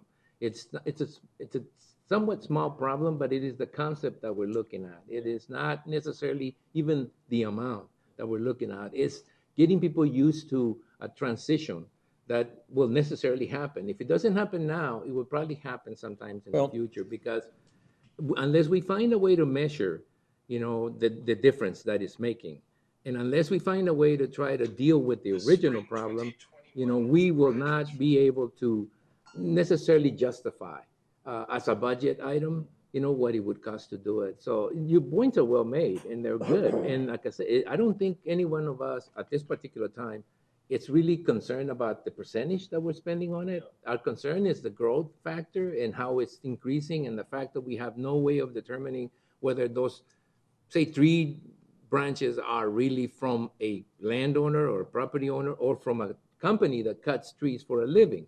We have no way of determining that right now. So there has to be some measurements, some points made.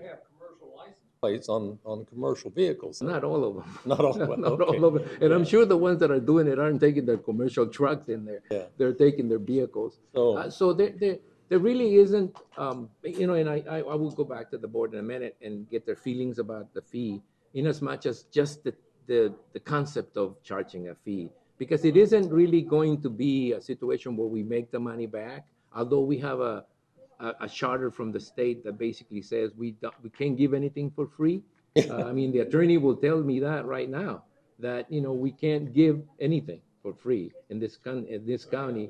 Things are free lunch. I understand. So that. We can justify as a program to stop illegal dumping. I think we can justify that, and I think, but as a convenience situation, we couldn't do it. We'd had to justify it as something else.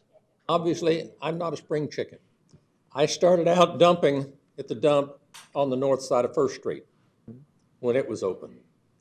Then it moved out on the levee, and I took my stuff out there.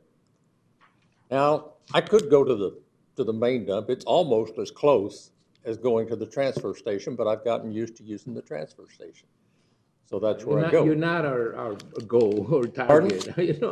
You're fine. Thank you very much, sir, for your opinion. I have Dan Garland or Gard? Yeah, Garland. Garland, okay, got it.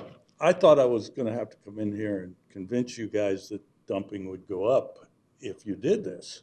But you just told me the reason you put the transfer site there years ago was because you know that. So I don't have to convince you of that. I do want to convince you you're about to open a can of worms if you go to this fee. The guy's presentation a few minutes ago proved that. And my history in other communities bears it out too. If it starts out a $5 fee, it's going to be a $30 fee in our lifetime. Your presentation a few minutes ago showed the other counties in the state where it's a little bit, but then some are higher and some are higher. So that will escalate also. So you're opening a can of worms there. But the real can of worms is the one that'll get ignored if you do this and the dumping goes up, and that's the enforcement. Someone else earlier in the agenda talked about enforcement. And how would that take place? I can't imagine. There's attorneys in here and there's some law enforcement people in here. How would that take place? Someone dumps in the middle of the night, no one sees it. I call the next day and say someone dumped. Is the sheriff really going to go out there and forensically figure out who did that? I don't think so. I don't think you expect that either. And if he did, then the attorney's then going to run it through the court system and find this person. You've got an astronomical cost to enforcement. Therefore, it ain't going to happen. That enforcement really won't happen, and we all know that. If the purpose in the beginning was to cut down on the dumping, and you've not measured the effect of that, measure first before you make this decision. Wouldn't that make sense? Mm-hmm. Don't make the decision now. I don't know if you can go back in history and figure out did it make, but we all know that if you put that fee in place, there's going to be more dumping. You also talked about the problem is commercial, people going there. Figure out a way to fix that. Maybe the problem goes away, or at least certainly lessens. And then I did, in an email in the conversation in the community about this, somebody said that we're the only county in the state that doesn't charge for transfer sites. You know what, guys? It's okay for us to be the best county in the state. Yeah, the one. All right, now, I do want to acknowledge one thing. I do want to acknowledge the relationship between having a transfer station and having less stuff dump, no matter what. I mean, that is, I think, a given. The challenge right now is to get to a situation where we transition into something a little more, maybe we need to measure, maybe we need to figure out a way that separate, commercial from residential and, those type of things before we go into a situation where we impact the people that really are doing the right thing for the right reasons. And that is the key to setting up that transfer station. It was the right thing to do for the right reasons. And it still is the right thing to do for the right reasons. That hasn't changed. I think that right now what we need to do is just figure out a way to get into a situation. Because, I'm going to open it to the rest of the supervisors. And I know some of the supervisors would say, well, that's because the rest of the county is subsidizing that transfer fee. The rest of the citizens everywhere are subsidizing that. But I would say that this is a problem for the county. That the desert dumping is a problem for the county. Oh, I shouldn't have done that. Now, you didn't get. No, There's a cost. You do get them. Okay. There's a cost to owning property in the county. The other email going around was that snowbirds are only here 5 months a year, so why should they have to pay on their taxes and such? But that's the cost of owning property in the county. Let me just say something. This is a user fee. It doesn't impact people who don't, right? So if you're not here 6 months of the year, you won't use it, so you don't pay for it. We're talking about a user fee, which is different from a simple assessment. An assessment that is yours no matter how many. But everybody will pay for the enforcement. Yeah, they will. That's true. Okay. But there's going to have to be an enforcement process. Sir, you get the last word. Yeah, no, get up here. It's fine. Patrick Simpson. I'm on 14664 East 49th Street.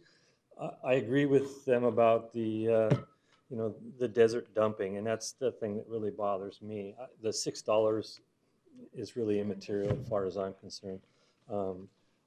I personally go off-road a lot. I have a Razor and a Jeep, and I really like to see how beautiful it is out there, but it really makes you sick when you see what's dumped. I mean, I do bring stuff back, and I take it into the dump, and the guys that are out there are fantastic. I really appreciate them. But I've even said, hey, you know what? I've got stuff I've been picking up on the road. What can I do? They said, shh, shh, don't say anything. Go ahead and dump it. But it's not household, and it's not, he didn't say it. Somebody else did. But, you know, I said, you know, that's kind of an it shouldn't have to say that. I mean, I don't have trash pickup at my house. I take it out. So if I don't have a full truck, I'll see something on the road and pick it up. In fact, I actually watched 3 bags of trash that made it from one trip out. I didn't go. Somebody dumped it in the side of the road. The sheriff picked it up, put it on the side of the road.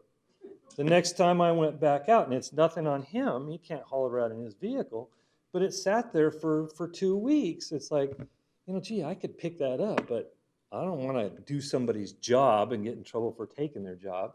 But I want to make sure it does look beautiful, and we've got to be spending a lot of money for our county guys to go around and pick up crud that everybody else is throwing out, and it looks terrible. My thing would be, you know, is there any kind of a notifications or public service things or signs outside? Hey, you see somebody dumping, here's a hotline. Yeah. You know, I've actually looked and found the number. I have it in my phone. I've actually threatened people. Say, you dump that, it comes out of your truck, you better be putting it back and taking it to the dump, or I'm taking a picture of your vehicle with your license plate and I will turn it in. But until you get everybody else kind of doing the same thing and say, hey, you know, I'm not going to, it's going to cost me. And I think a gentleman earlier said, raise the fees for somebody dumping something illegally. You know, it's just terrible. It's sad. Well, yeah, but there are a lot of us and a lot of eyes. We can help the police without getting involved and getting to the point where you're getting in trouble or getting threatened or anything like that. I don't have a feeling. I have a feeling that this fee thing is not going to pass. It's just that, you know, I'm just telling you that so you may be able to actually save that a little bit. I think that what we can do is ignore the situation for longer. That's it. I mean, I think that if you, it's human nature. If I'm getting something for free, I'm certainly not going to come in here most of the time and say, well, charge me. Right? That's just human nature. What we're still trying to do with that service is to provide an option for people who want to do the right thing to do the right thing, as opposed to being forced to do the wrong thing. So we're going to continue that policy from where I'm coming from. But we need to start working on the other problem, the problem that forces us into a situation like this. Okay? So start catching a few of these people and nail them with a big fine. Right, so that would go a long way to help subsidize it.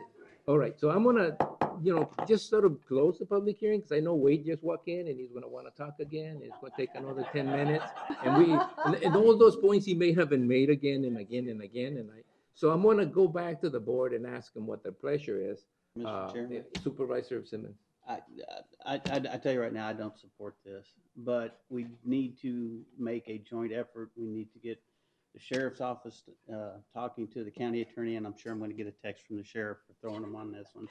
But talking to the county attorney's office and get the public also help in photographing when you see illegal dumping. Because I have a lot of people call me and tell me, we saw them out there dumping. Well, why didn't you call? You know, when you see this going on, don't approach them because we don't want anybody getting hurt. But everybody has a cell phone. Take a picture of it. Because I'll tell you right now, the sheriff's office needs evidence. That's right. Digging through trash isn't going to do any good. They need to be able to say this trash was dumped by this person to be able to, for the county attorney to charge them. All right, Supervisor. Sorry. But anyway, real quick too, and you were talking about, I know they're on the Foothills website, the next door, somebody had posted a picture of a commercial vehicle dumping in the desert. It was posted on Next Door, and from what I understand, that company went right back out there and picked it up because of the pressure they got from and the bad press because it was everywhere.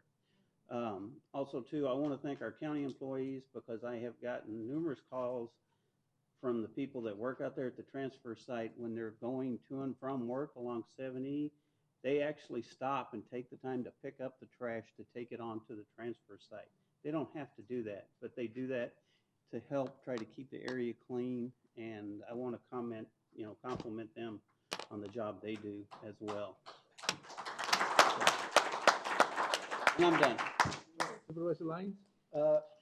Just wanted to re-emphasize how pleased and proud I am of Josh looking at his department, looking at the bottom line and managing it the correct way. And then go on the record with, I think, every neighbor and every friend and every constituent that I know that has property in that vicinity is overwhelmingly concerned about this, and it's not something I can support either. Josh, thank you for doing your job. Supervisor Mr. Chair. I served 10 years in the state legislature, and I served on ag and water, and I worked hard to protect our ag industry, and this putting the fees is going to increase the dumping, and we know that on our ag property, which have huge food safety requirements that have just multiplied and multiplied over the years. And anything we can do to help that industry to continue and to help that industry with to prevent them from having a food safety incident because of people dumping is something that I can support, but I can't support the fee when I know that that people are going to be increasing their dumping on farmland, and our farmland is our economic driver. The only thing missing is a dead body. Okay, so Supervisor Porteous. I just want to say, again, thanks, Josh, for all and your employees, for all your staff, the work that you guys do out there. I just want to say, and I know Mr. Reyes knows this, when I got to the board and I started saying, how come you didn't do it a while back ago? So what I'm saying, if we don't need to do something early, if we wait, it's going to get to a point that the other half of the county or more are going to start saying, why are we paying for this if we don't use them? City residents pay for trash. City doesn't make money. It's an enterprise that is just makes enough to support the program. Every city pays for it. I'm pretty sure some on the Mesa del Sol also pay for their trash to be picked up. But it's going to get to a point that the county is not going to be able to sustain it. So I just don't want to see in the future that the county, the next board maybe that's here says, well, we'll do a contract with someone else. And they're going to come in and hit you with $30 to $40 every time you go in there. Just bringing it out there. Yeah, I don't. We started it for free, but I think it'll come a point that we need to start charging, because the other 3/4 of the county are going to come in and say, hey, why are we supporting this, or why are we paying for this when they don't use it? Hold on a minute. It's fine. Just before. It feels pretty weird to be in this situation, being the one that was here when this was implemented, and having listened to Supervisor Porteous tell us continually for the first 4 years how we should have done things differently, because now we're in problem. We got a problem now. We should have fixed the road then. There is some sense to that. I personally, and I let everybody say their piece, but I personally think that not doing anything is not going to work. Personally, I think that we need to either get hard on the enforcement side and start looking at that problem as a separate problem, not necessarily a transfer site problem. But I would say that eventually we will be looking at someone, either a third party or the county, to be providing that service and charging for it like it should naturally be. I mean, that is a naturally user fee type situation that most people would think is fair. people who use the service should pay for the service. But the intent and the purpose was to prevent illegal dumping. So we still have that problem, and this would only make it worse. So understanding that, and understanding there isn't going to be the votes to increase the fees, I like to focus more on what we can do to stop the problem of illegal dumping, and to get working on coming up legally and probably law enforcement kind of situations that we can start looking at. I mean, look, it may cost us to create a forensic division to look after, people who dump in the desert or things like that. But this is not a problem that's going to go away by us simply saying, okay, well, you can keep doing this for free. This is not sustainable over the long run. It is maybe now become the focus of our attention, but it will not get any better. It's just not possible to offer something for free that people don't find out and start using more. And it just goes against the concept of everybody paying their share. And I know this isn't, everybody paying their share type of thing. It's just somebody using a service for free that the county shouldn't even be doing for free based upon our legal requirements. We do it with a purpose, and the purpose is to stop illegal dumping and to protect agriculture in some ways, because I know how difficult that is, and I know how critical the agriculture industry is to Yuma County. So I think that those possible outcomes outweigh the need to set up a fee maybe today, but I do want to make sure that the message is out there that we're going to start measuring dumping, and we're going to start measuring the impact. Somehow we're going to figure out a way to do that, and we're going to start making those people who create the problem pay for the problem, and not have the rest of the county or even you, all of you, pay for solving a problem that you can't solve. Now, that is with the understanding that we're going to ask the public to get involved a little bit more, because it protects your ability to do this if you start becoming a little more involved in preventing the problem that created this situation in the first place. So having said that, Supervisor Pancrasi, you want to say something? So I'd word? like staff to look into setting up a hotline, raising the amount of the fines, and doing some sort of publication in the outlying areas to the people who ride rails and do dune buggies and all that kind of stuff, and to some of the folks that are living out in the unincorporated areas, to get the word out to those folks to take pictures. I mean, I live in a subdivision. I have a gentleman in my subdivision that if there's a car that comes into our subdivision and our little street right there that's unusual, he takes a picture of it and takes a picture of the license plate. And we don't have any problems, so with people, with theft and stuff. So if I know you're not supposed to get out of your car and do that because you'll be. Well, I just want to reiterate, pictures are great, but do not approach the people. Yeah. Because it's not worth getting into a fight or whatever. Yeah. You But can anyway, zoom on I'd really phones, like take a picture. I'd like to see county staff do All right. something like that. Okay, If- well, maybe if we that's can going to be the suggest that. recommendation at the end of the meeting. But I do agree with Supervisor Porches that this is not going to get any better, any smaller as time goes by, and it's going to come back up. So we better have some measuring tools, and we better have some enforcement. That's right.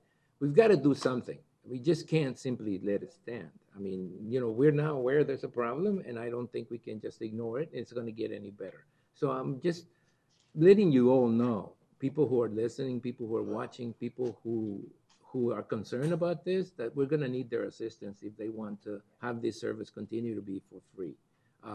Both the agricultural field, the agricultural industry, and everyone that's concerned about the increase in cost that I'm sure will come if we don't deal with this sometime in the near future. Is there any? Just last comment. To add to that is maybe some public announcement, Susan. If we could do that with the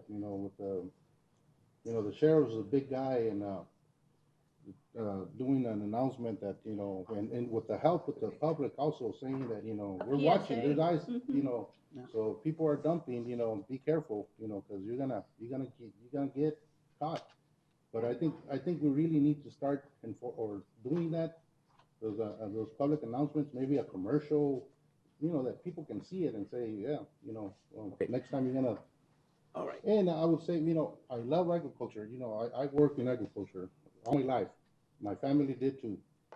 But I will say, the landfill in South County literally gets shit from Arizona, from California. It does, And it excuse gets me. a lot. So when we talk about E. coli, I know it's treated, but It still that feels bad. landfill gets a lot of shit from California.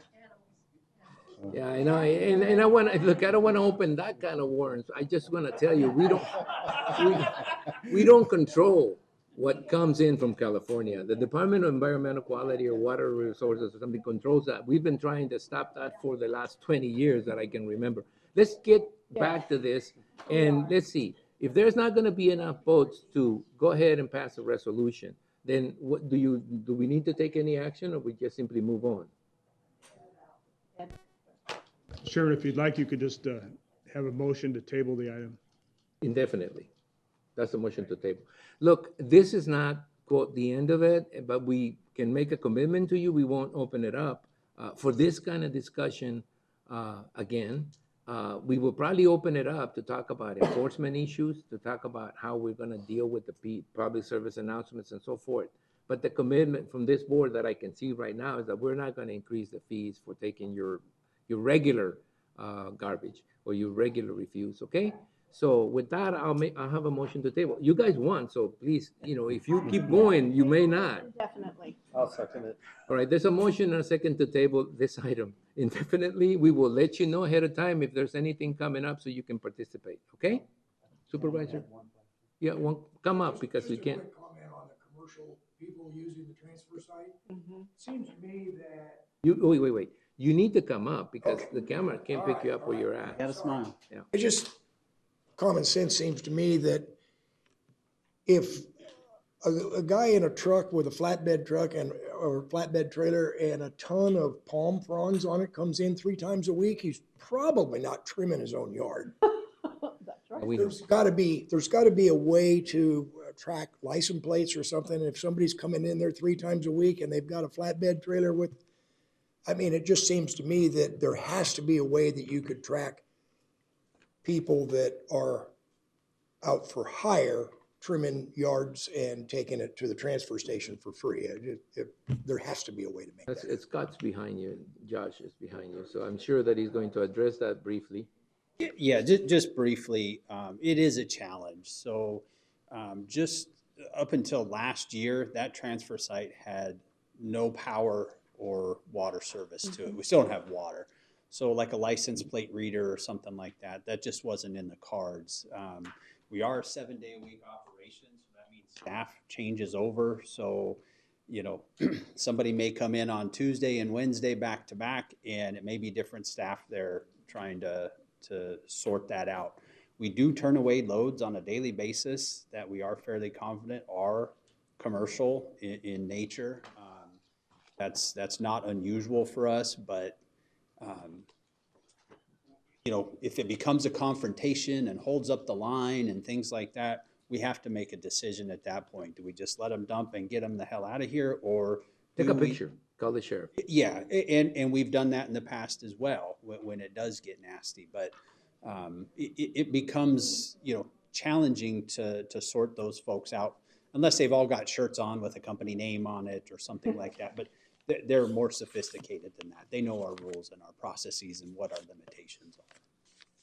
All right, thank you, Judge. And again, this is not a no decision as it looks, maybe, because it is a no decision on the fee, but it isn't a no decision on the rest of it.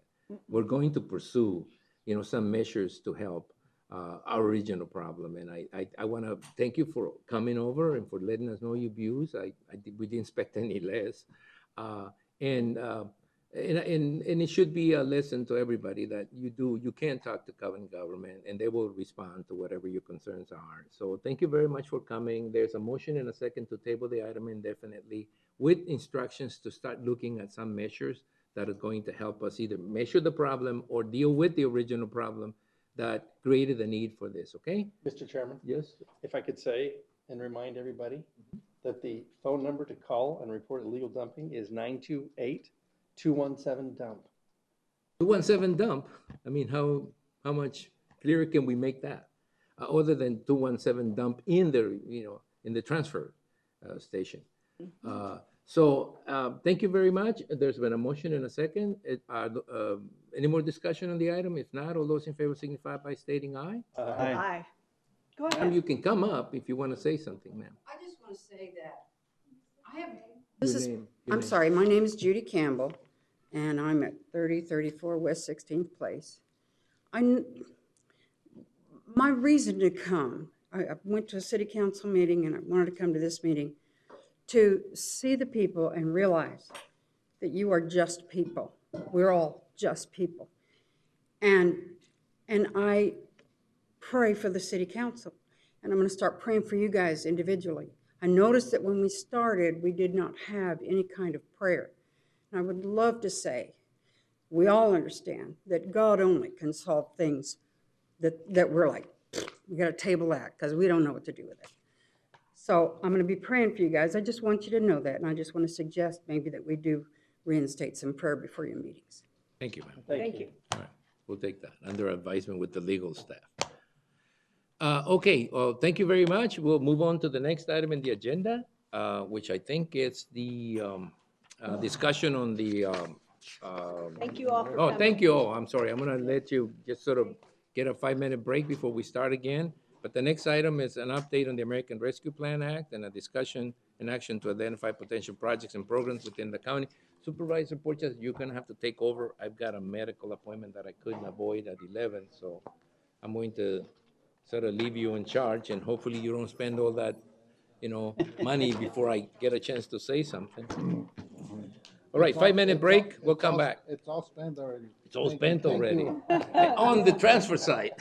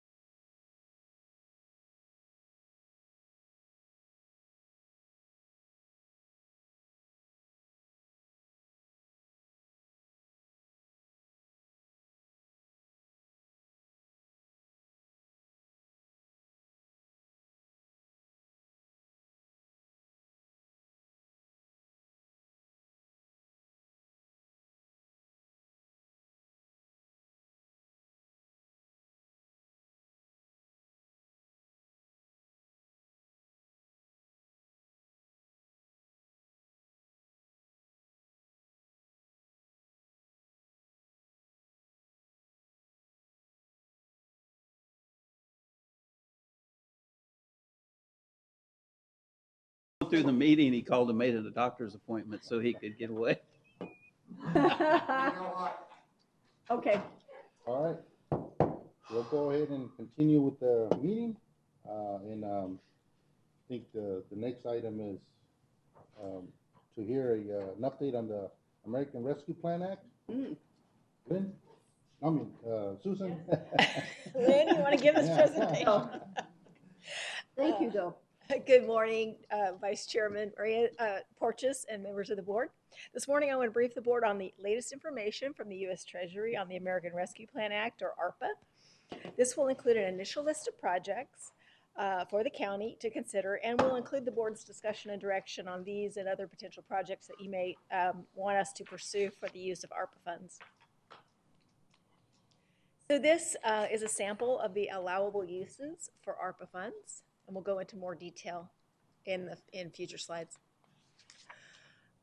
As I presented in May, when we first got the guidance from Treasury, NACO presented a slideshow to talk about some of the major pieces of the interim final rule from U.S. Treasury related to ARPA, and talking about the different language within the guidance that shall means you will do something and there's no choice. Any other words are really more optional. Some key dates. July 16th was the deadline for any comments, and the Yuma County staff submitted a number of comments and questions in the Treasury's portal on the interim final rule. The deadline, as I mentioned, was July 16th. NACO also provided about 31-page commentary to Treasury, and that is available on the NACO website if you'd like to get more information. The latest guidance from Treasury came out on July 14th, and I've been reviewing that for additional information related to eligibility for projects. The next deadline pertaining to Yuma County is August 31st of this year, which is the deadline to submit the first interim report to Treasury. The interim report must include the county's expenditures by category at the summary level. The interim report will cover activity from June 9th, which is when we received our funds, to July 31st, and it has to be submitted, as mentioned, by August 31st. The next important date is October 31st, which is the deadline for the county to submit its first quarterly report and expenditure report. This slide shows the type of expenditures eligible under the category of public health response, and there are some items related to the health department that we're seeking additional clarification on to determine whether we can use funds for those purposes. One you may remember is that we need additional storage for the PPE that the health department possesses that is climate controlled, because all that PPE is very delicate and responds to the climate, so we need to have air conditioning space for that. We're currently looking for space, or maybe building space for the PPE, and that might be an eligible ARPA project.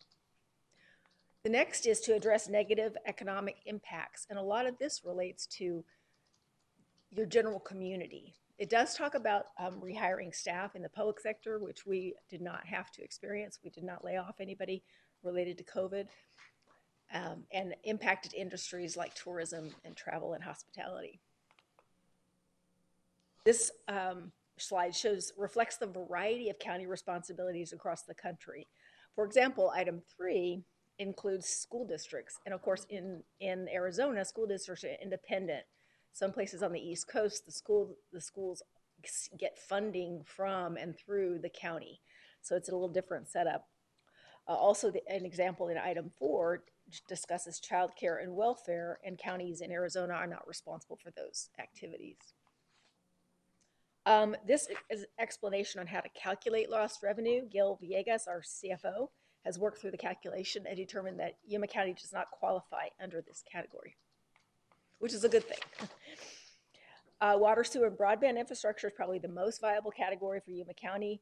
While the county does not provide water and sewer service to residents directly, except through improvement districts, there is one water line project that the housing department is working on with ADEQ and the city of Somerton in order to serve our housing offices and apartments in Somerton. The project was recently bid, and bids came back higher than the engineer's estimate, and ADEQ has increased its share of the project significantly, and we anticipate the need for an additional $109,000 from Yuma County. It was $200,000. So you'll see that later in the slides. Also, the Greater Yuma Port Authority, of which Yuma County is a member, is in the process of designing and constructing the water, sewer, and roadway infrastructure to convert the remaining land to develop parcels. And as we discussed during the budget process, Yuma County can use ARPA funds for the water and sewer portions of the build-out. And then the non-ARPA eligible portions will be provided through a county loan paid back through the proceeds from the sale of lots. The board has also expressed a strong interest in accessible and reliable broadband service to underserved and unserved areas of Yuma County. The county and its partners on the Broadband Task Force have worked together diligently over the last few months. The result is an RFP for broadband backbone across the region, as well as a county government wide area network. On July 6th, the county issued an RFP for design build of a diverse, redundant, open access middle mile backbone through most of Yuma County. And this slide shows the types of expenditures that are not eligible for ARPA funds. I have a question. Can you go back to that slide? Where's TACNA in there? Oh, TACNA is in water, and I'll It's show up you in there? the Okay, next good. slide where we Okay. have Later. proposed Okay, thanks. projects. Yes. Okay. I'm sorry, I didn't mention TACNA. Thank you. I know, yeah.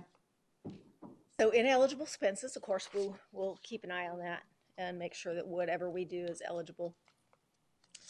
So again, this reiterates the requirements for the county's initial interim report and then ongoing quarterly reports to the U.S. Treasury on use of funds. So under the ARPA, the county received its first $20 million June 9th, and the second half is supposed to be delivered about 12 months later for our total allocation of $41.5 million. So the deadline for expenditures, we have to spend, they can only be incurred to cover costs from March 3rd of this year through December 31st of 2024. And you have to incur any obligation by December 31st, 2024, and expend all allocation by December 31st, 2026. Any remaining funds have to be returned to Treasury. So here's the preliminary list of projects that the board discussed during the 2021-22 budget process. The largest project by far will be the broadband middle mile backbone. This project is intended to include an open access backbone that will span across the cities of Yuma, Somerton, San Luis, the town of Welton, as well as unincorporated areas through the county. The intent is to enable fiber to the home and fiber to the business, including unserved and underserved areas of the county. As mentioned, the RFP has been issued, and we'll have more information in the next 30 days about the potential costs associated with the project. So again, GYPA, the sewer and water portions are shown there as those are estimated amounts. They have not received, not bid out the project for a solid number yet, but as soon as we have that, we'll give that to you. Somehow I have a typo on my water 14450. That should be the Somerton Housing Project, which again is $309,000. And then the TACNA water system that Supervisor Pancrezi just mentioned, the TACNA water system could potentially have a shortfall from their grants of $1.5 million. So as you can see, without the broadband, which is going to be a significant amount, it's $5.3 million at this point from what the board has discussed.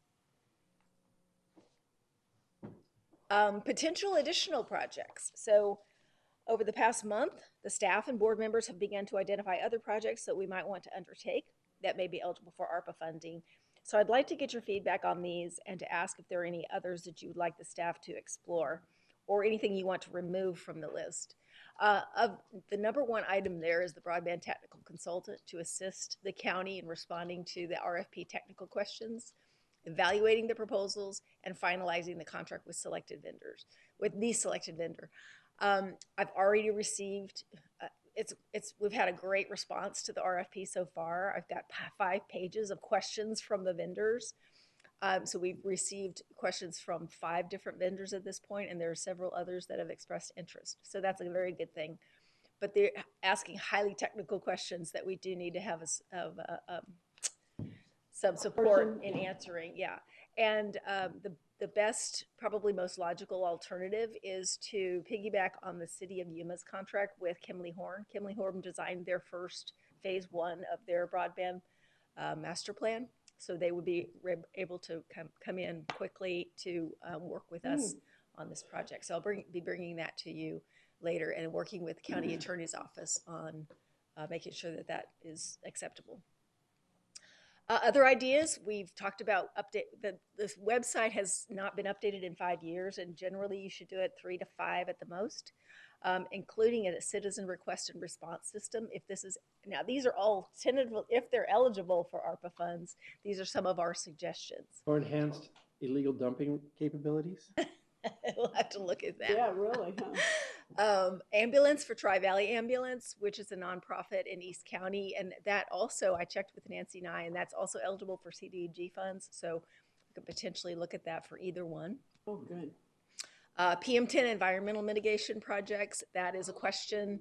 That's a question we've posed in the comments on the interim final rule. So we don't know if that's eligible yet. Stormwater projects, we do know are eligible. We currently have a number of projects in the flood control district, which has its own funding source. And then on the stormwater portions of roadway projects in HERF, which also has its own funding source, I think HERF is probably more in need of additional support than the flood control district. If we were to relieve some of the stormwater pieces on the roadway projects for HERF, it probably could go a long way to assist in keeping the HERF fund solid. And keeping our roads in better shape. Yes, and then mental health programs or facilities. Again, that is a key component of the current ARPA funding categories under the health services part. And that's something that we've talked with the board about previously, and we'll bring that forward for future discussion. What are we looking at, Susan, when we're talking mental health? Currently, we do the restoration to competency program through when someone's engaged in the criminal justice system.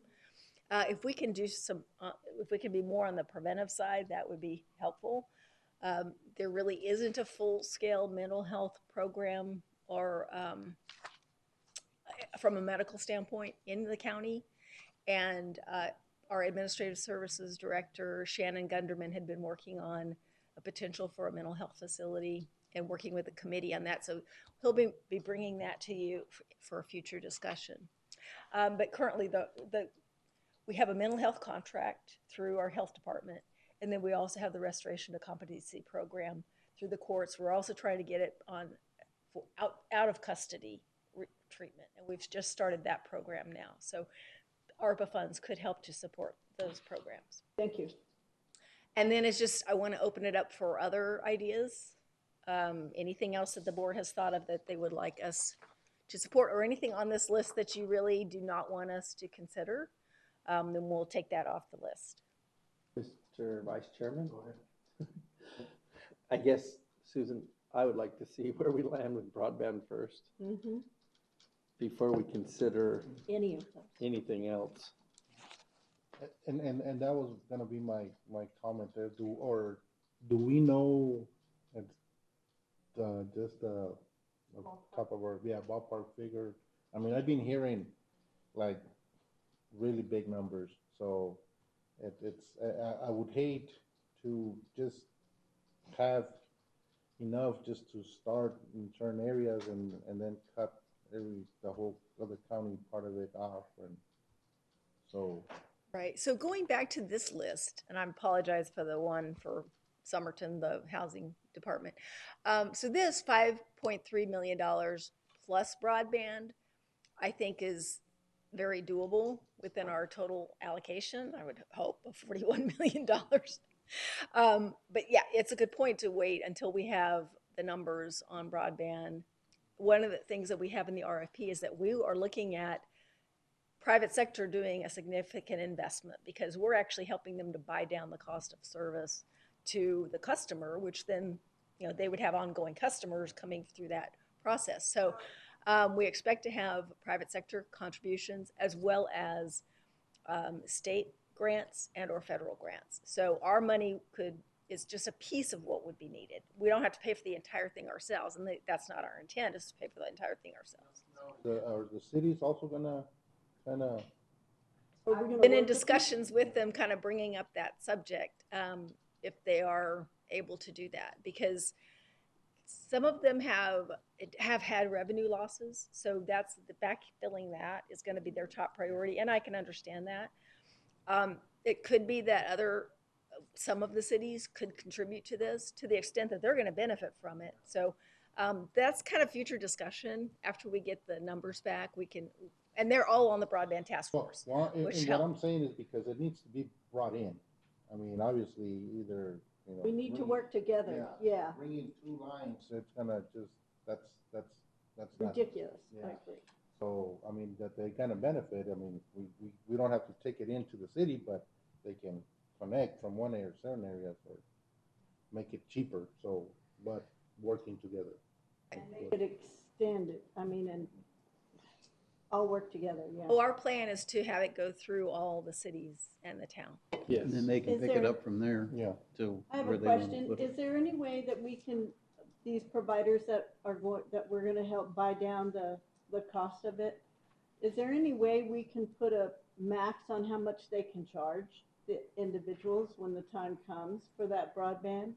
I mean, are we gonna be able to help them regulate their prices so that people can afford the broadband in the long run? I'm still doing research on that, and I think it all depends on the type of contract we end up signing with the provider.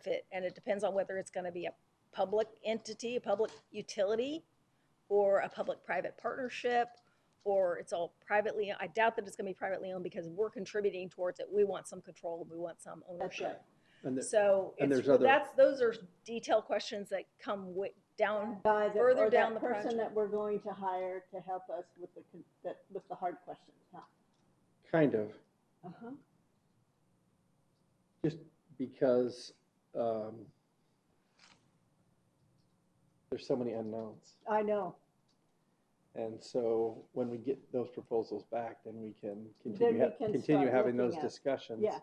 And then the public-private piece, there's an opportunity for us, for example, in other cities Mhm. where some of the telecoms are actually tapping into that system Mhm. and providing additional resources, but that's also an additional revenue source. Yeah. So I there's, just know that I spoke to a community relations person from Spectrum, and they have all these programs for low-income folks. And at the national convention, I was speaking to a group that, and they were talking about the fact that we're providing all these dollars, and then these guys are going to make all this money. How can we make sure that, even though they're making all this money, that we're able to make sure that our residents can afford to have broadband, because they're going to have to pay for it, and we need to make it affordable. Does that make sense? That is the intent of this whole project. That's what I thought. Okay, thank you. By when do you know more so? So numbers. Right. So what we have currently is a deadline of July 30th, but because we've now realized we need a consultant to help us technically go through all the questions as well as the proposals themselves, the first time I can bring that to the board for approval of that consultant is August 2nd.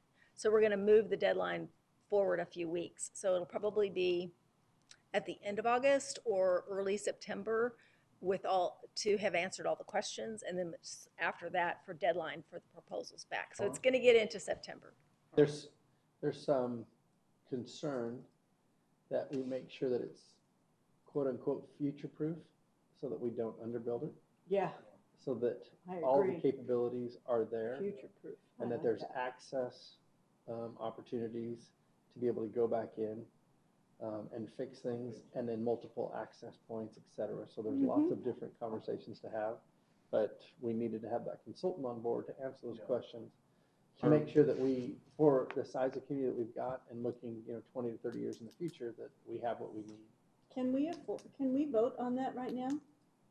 Ed? Vote on what? Getting a consultant, or can we just have you do it? It has to be an agenda item that I bring to you. It's not I know, I was sufficiently just covered hoping- under this agenda item to act I on. was hoping, Ed, that you would say that we could just vote it through right now. Do we see any issues as far as trying to we've got till what, 24 to They really want an expend answer these to that funds? Do we Yeah. see any issue where that might be a problem? All of the telecom, all the people looking at it, you know, are looking at our system, and Susan's asked them to be ready to go. Mhm. I just, They have a lot of interest, and we have some people who are ready to go. They're anxious to. They're going. It's I just- till the 26th, isn't it? Yeah, you have to expend it all by 26. And actually in the RFP, I think I've said we'd like it completed by December 2022, but that may be aggressive. So, There are contractors are already doing system upgrades on, in Yuma right now. Mhm. And some of those same telecoms are looking to bid on Bid this. on this, yes, I know. However, they haven't come to the table ever before Oh, to assist or to help, oh, so. question or no? Anything else? Any other comment? yes, You I guys, know. Lynn had asked the question about can they approve the consultant now? So Ed, I don't know if you can take a look at that. Supervisors, it would be within the scope of the item if you want to talk about I asking move- your manager. Go to- ahead. I do move it. that we hire the consultants. Back for approval. I second it.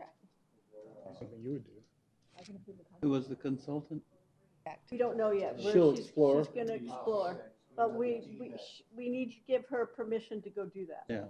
Yeah, okay, so you'll, unless what? We're giving you permission. Okay, so what the county attorney is saying is that you can authorize me to negotiate a contract with a consultant and approve that and give me direction to sign it on behalf of the county? I've moved it, she seconded it. We've already done that, yes. And Mr. So Chair. there's a motion and a second. Any other discussion? Just one comment. Earlier you mentioned to piggyback. Would that be partly, I mean, because otherwise, well, you bring us back different proposals if you don't piggyback now. Right, this would be the single contractor that is piggyback, that the city of Yuma has contracted with, and that contract allows piggybacking by the county to select that same contractor. okay, Because they're already here. because they're already doing stuff. All right, so there's a motion and a second. All those in favor say aye. Aye. Any opposed? Let's get this going. I think I heard Tony kind of yell, doing, well. I know, huh? That was him getting a shot. He decided to leave, Martin. Motion carries. That's good. Moving on to item number, Thank you, Ed.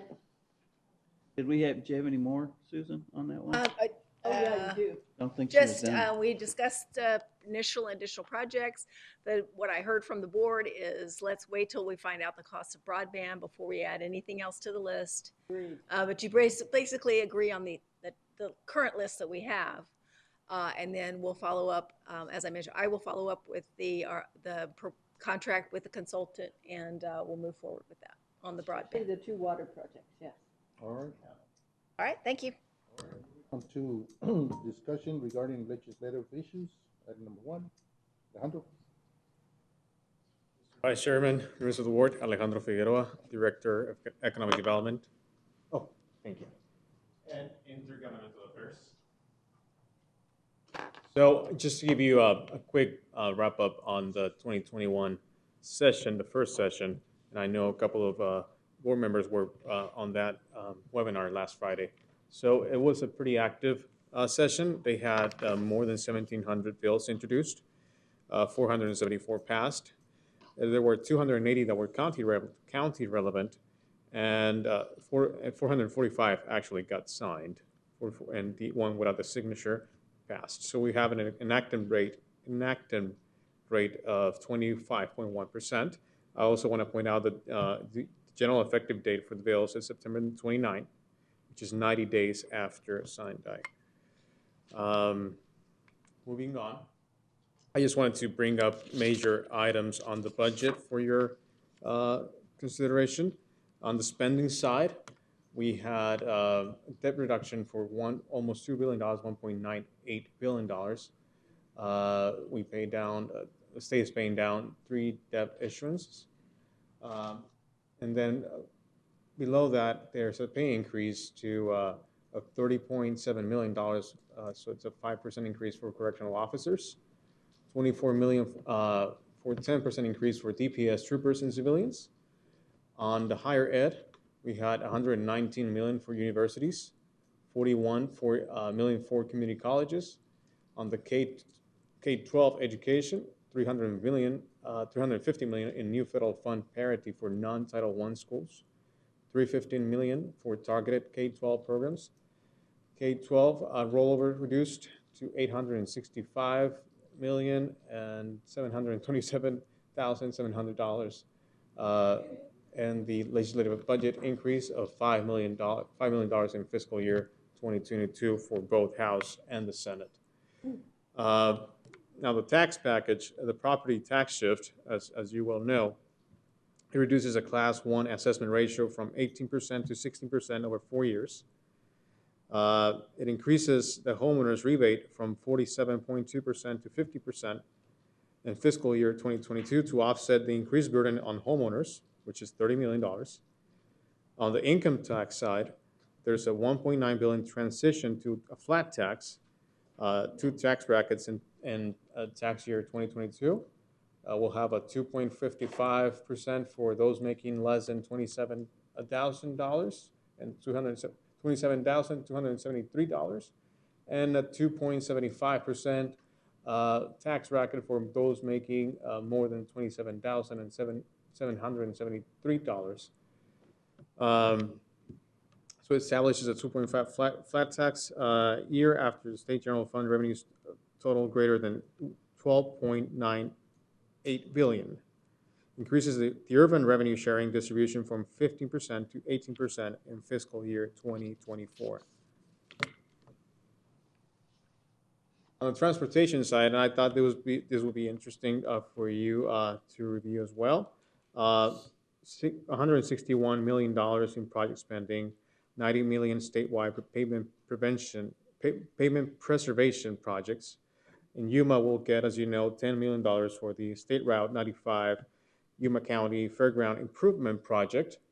Also wanted to bring up to you the out of the $90 million in pavement preservation, it's going to be allocated for counties or locations outside of Maricopa and Pima counties. So it's going to potentially benefit Yuma County greatly. So there are some items that some groups have now filed with the Secretary of State to refer to the voters, including bills governing election, as you can see in tax policy. Proponents have until September 28 of this year to collect and submit 118,823 signatures to the Secretary of State to qualify for the November 2022 ballot.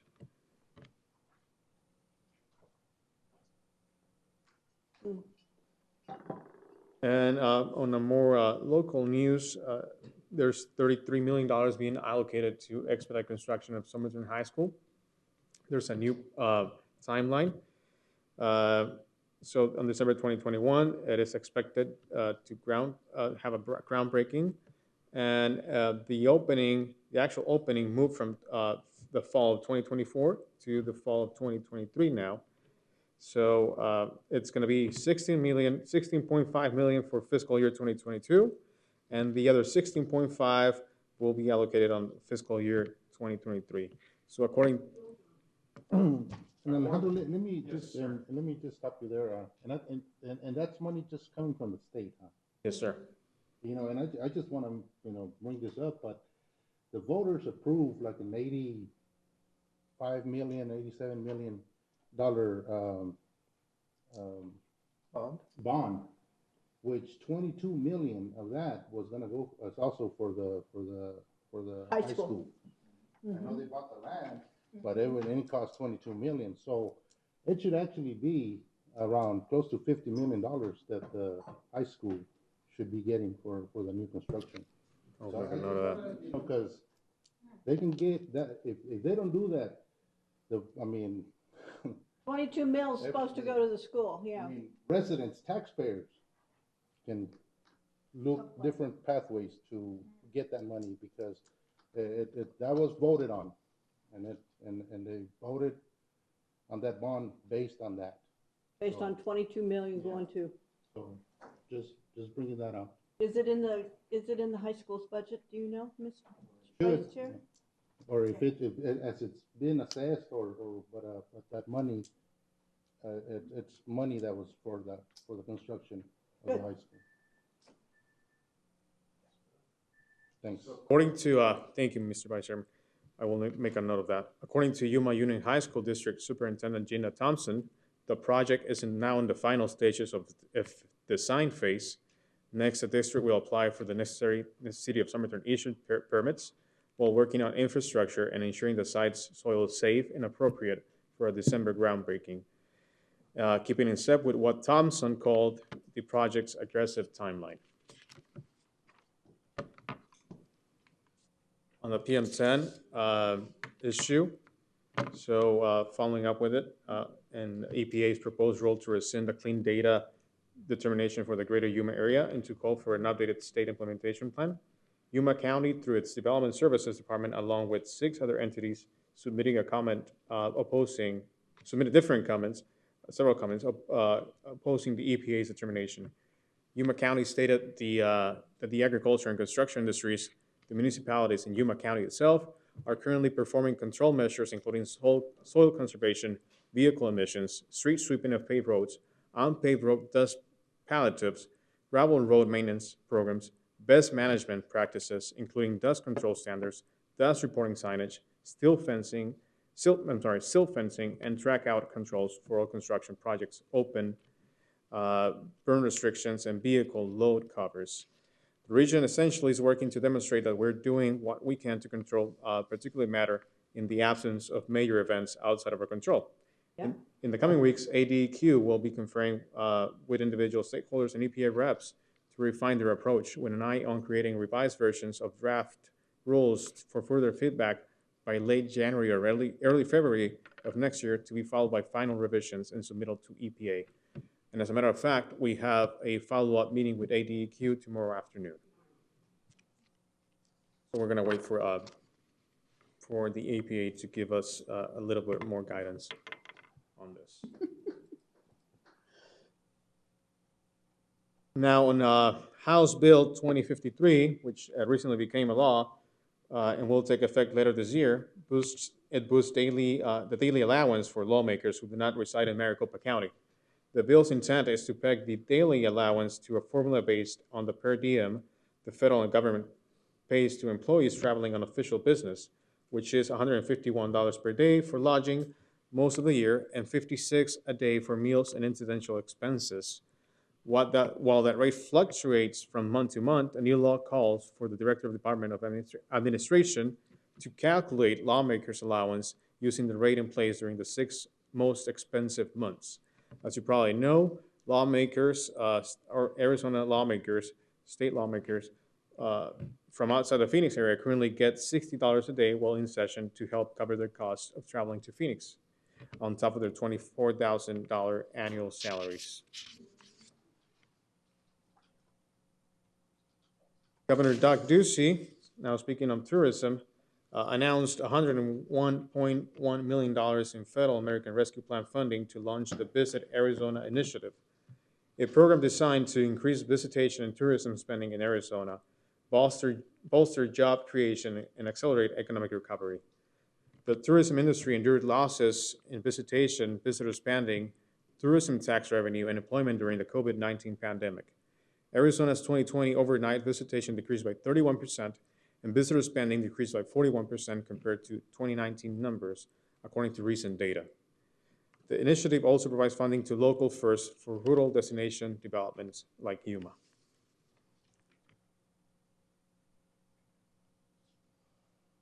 Keeping on the governor's office, the governor called on the Arizona's congressional delegation to urge the Biden administration not to lift Title 42 border protections.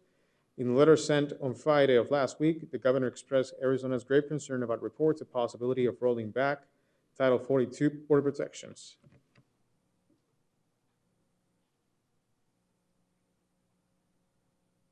On the federal side, President Biden and a bipartisan group of 22 U.S. senators, including Senator Kristen Sinema from Arizona, agreed on a 1.2 trillion infrastructure bill over 8 years with 579 billion in new spending to improve roads, bridges, and broadband internet, as well as clean transportation, water, and energy investment.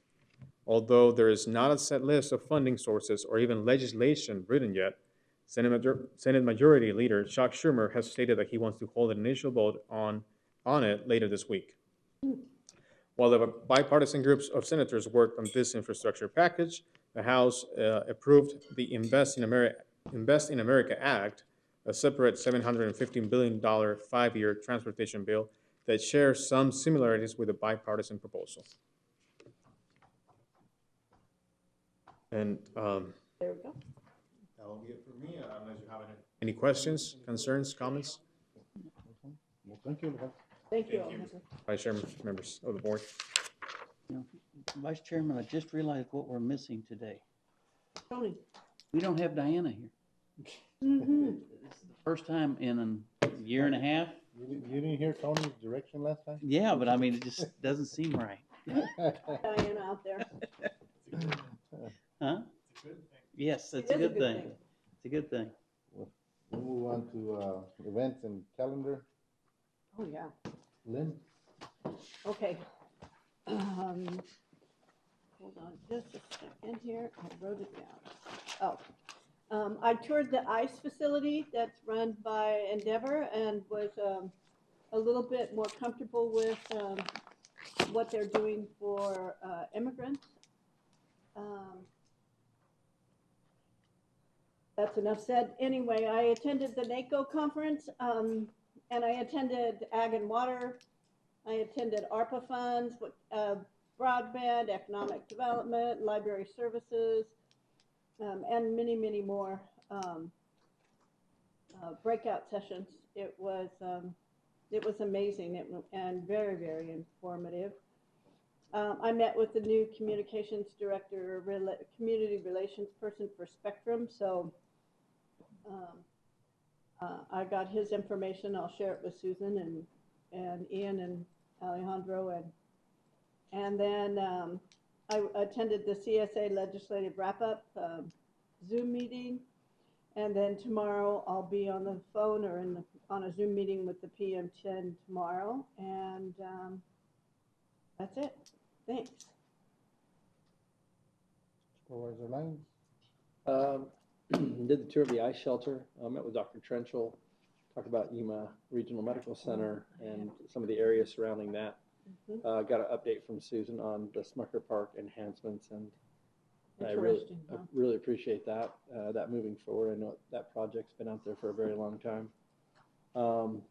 Attended a board meeting with the Yuma Crossing National Heritage Area, talked to several different legislators regarding legislative priorities for next year, and the result of the final budget submitted and signed this year. Participated in the NACO call wrap-up session, a couple of broadband calls with our task force led by Susan. Met with Susan to talk about some of those same issues, as well as some constituent concerns with maintenance and broadband. And then met with the county attorney's office. They had a few questions on some things moving forward. Also toured the ICE facility. Got a chance to go and speak to Foothills Rotary. Met with several different individuals, one of which was this gentleman from Spectrum. Met him. Attended YPG's Heritage Center grand reopening out there, which is basically their museum.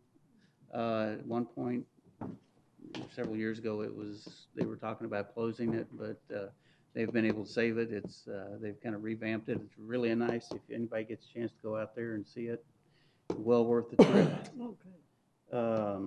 Also got in on the tail end of the CSA meeting. I got tied up with some other stuff, and held my first community meeting in a year and a half out at the library on Saturday, and had about 30 or so people showed up, which is not bad considering it's been, I haven't had one in a while. So other than that, that's it. Good.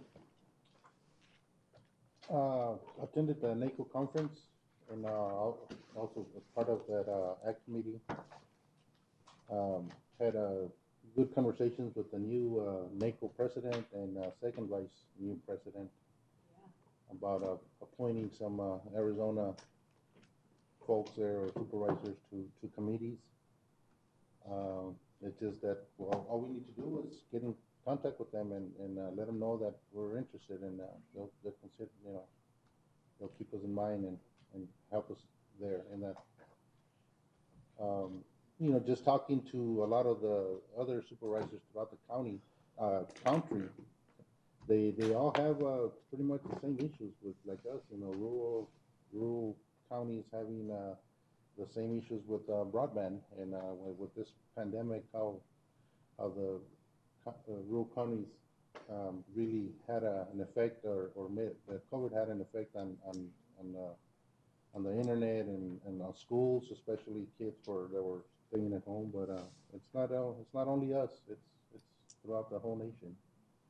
So hopefully, I did talk to that guy from Spectrum. Good.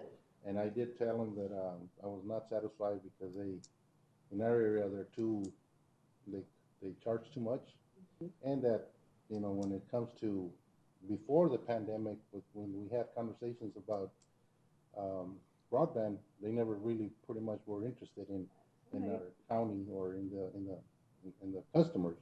So he acted really surprised.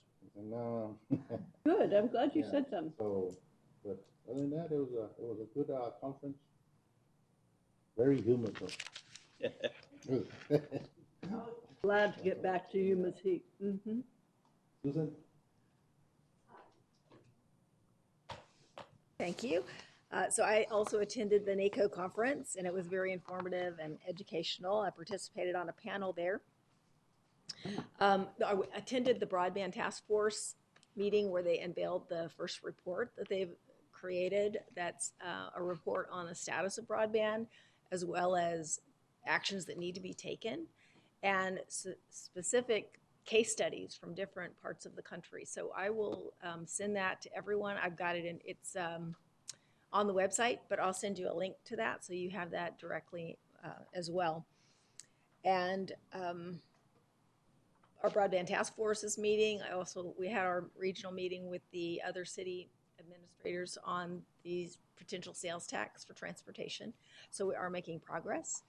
And I'm just getting more information about the series of events and activities related to the 2022 election cycle, so that we don't confuse voters. We don't get started too fast or too early and get voters confused and think that we're proposing something for 2022 when it's really for 2024.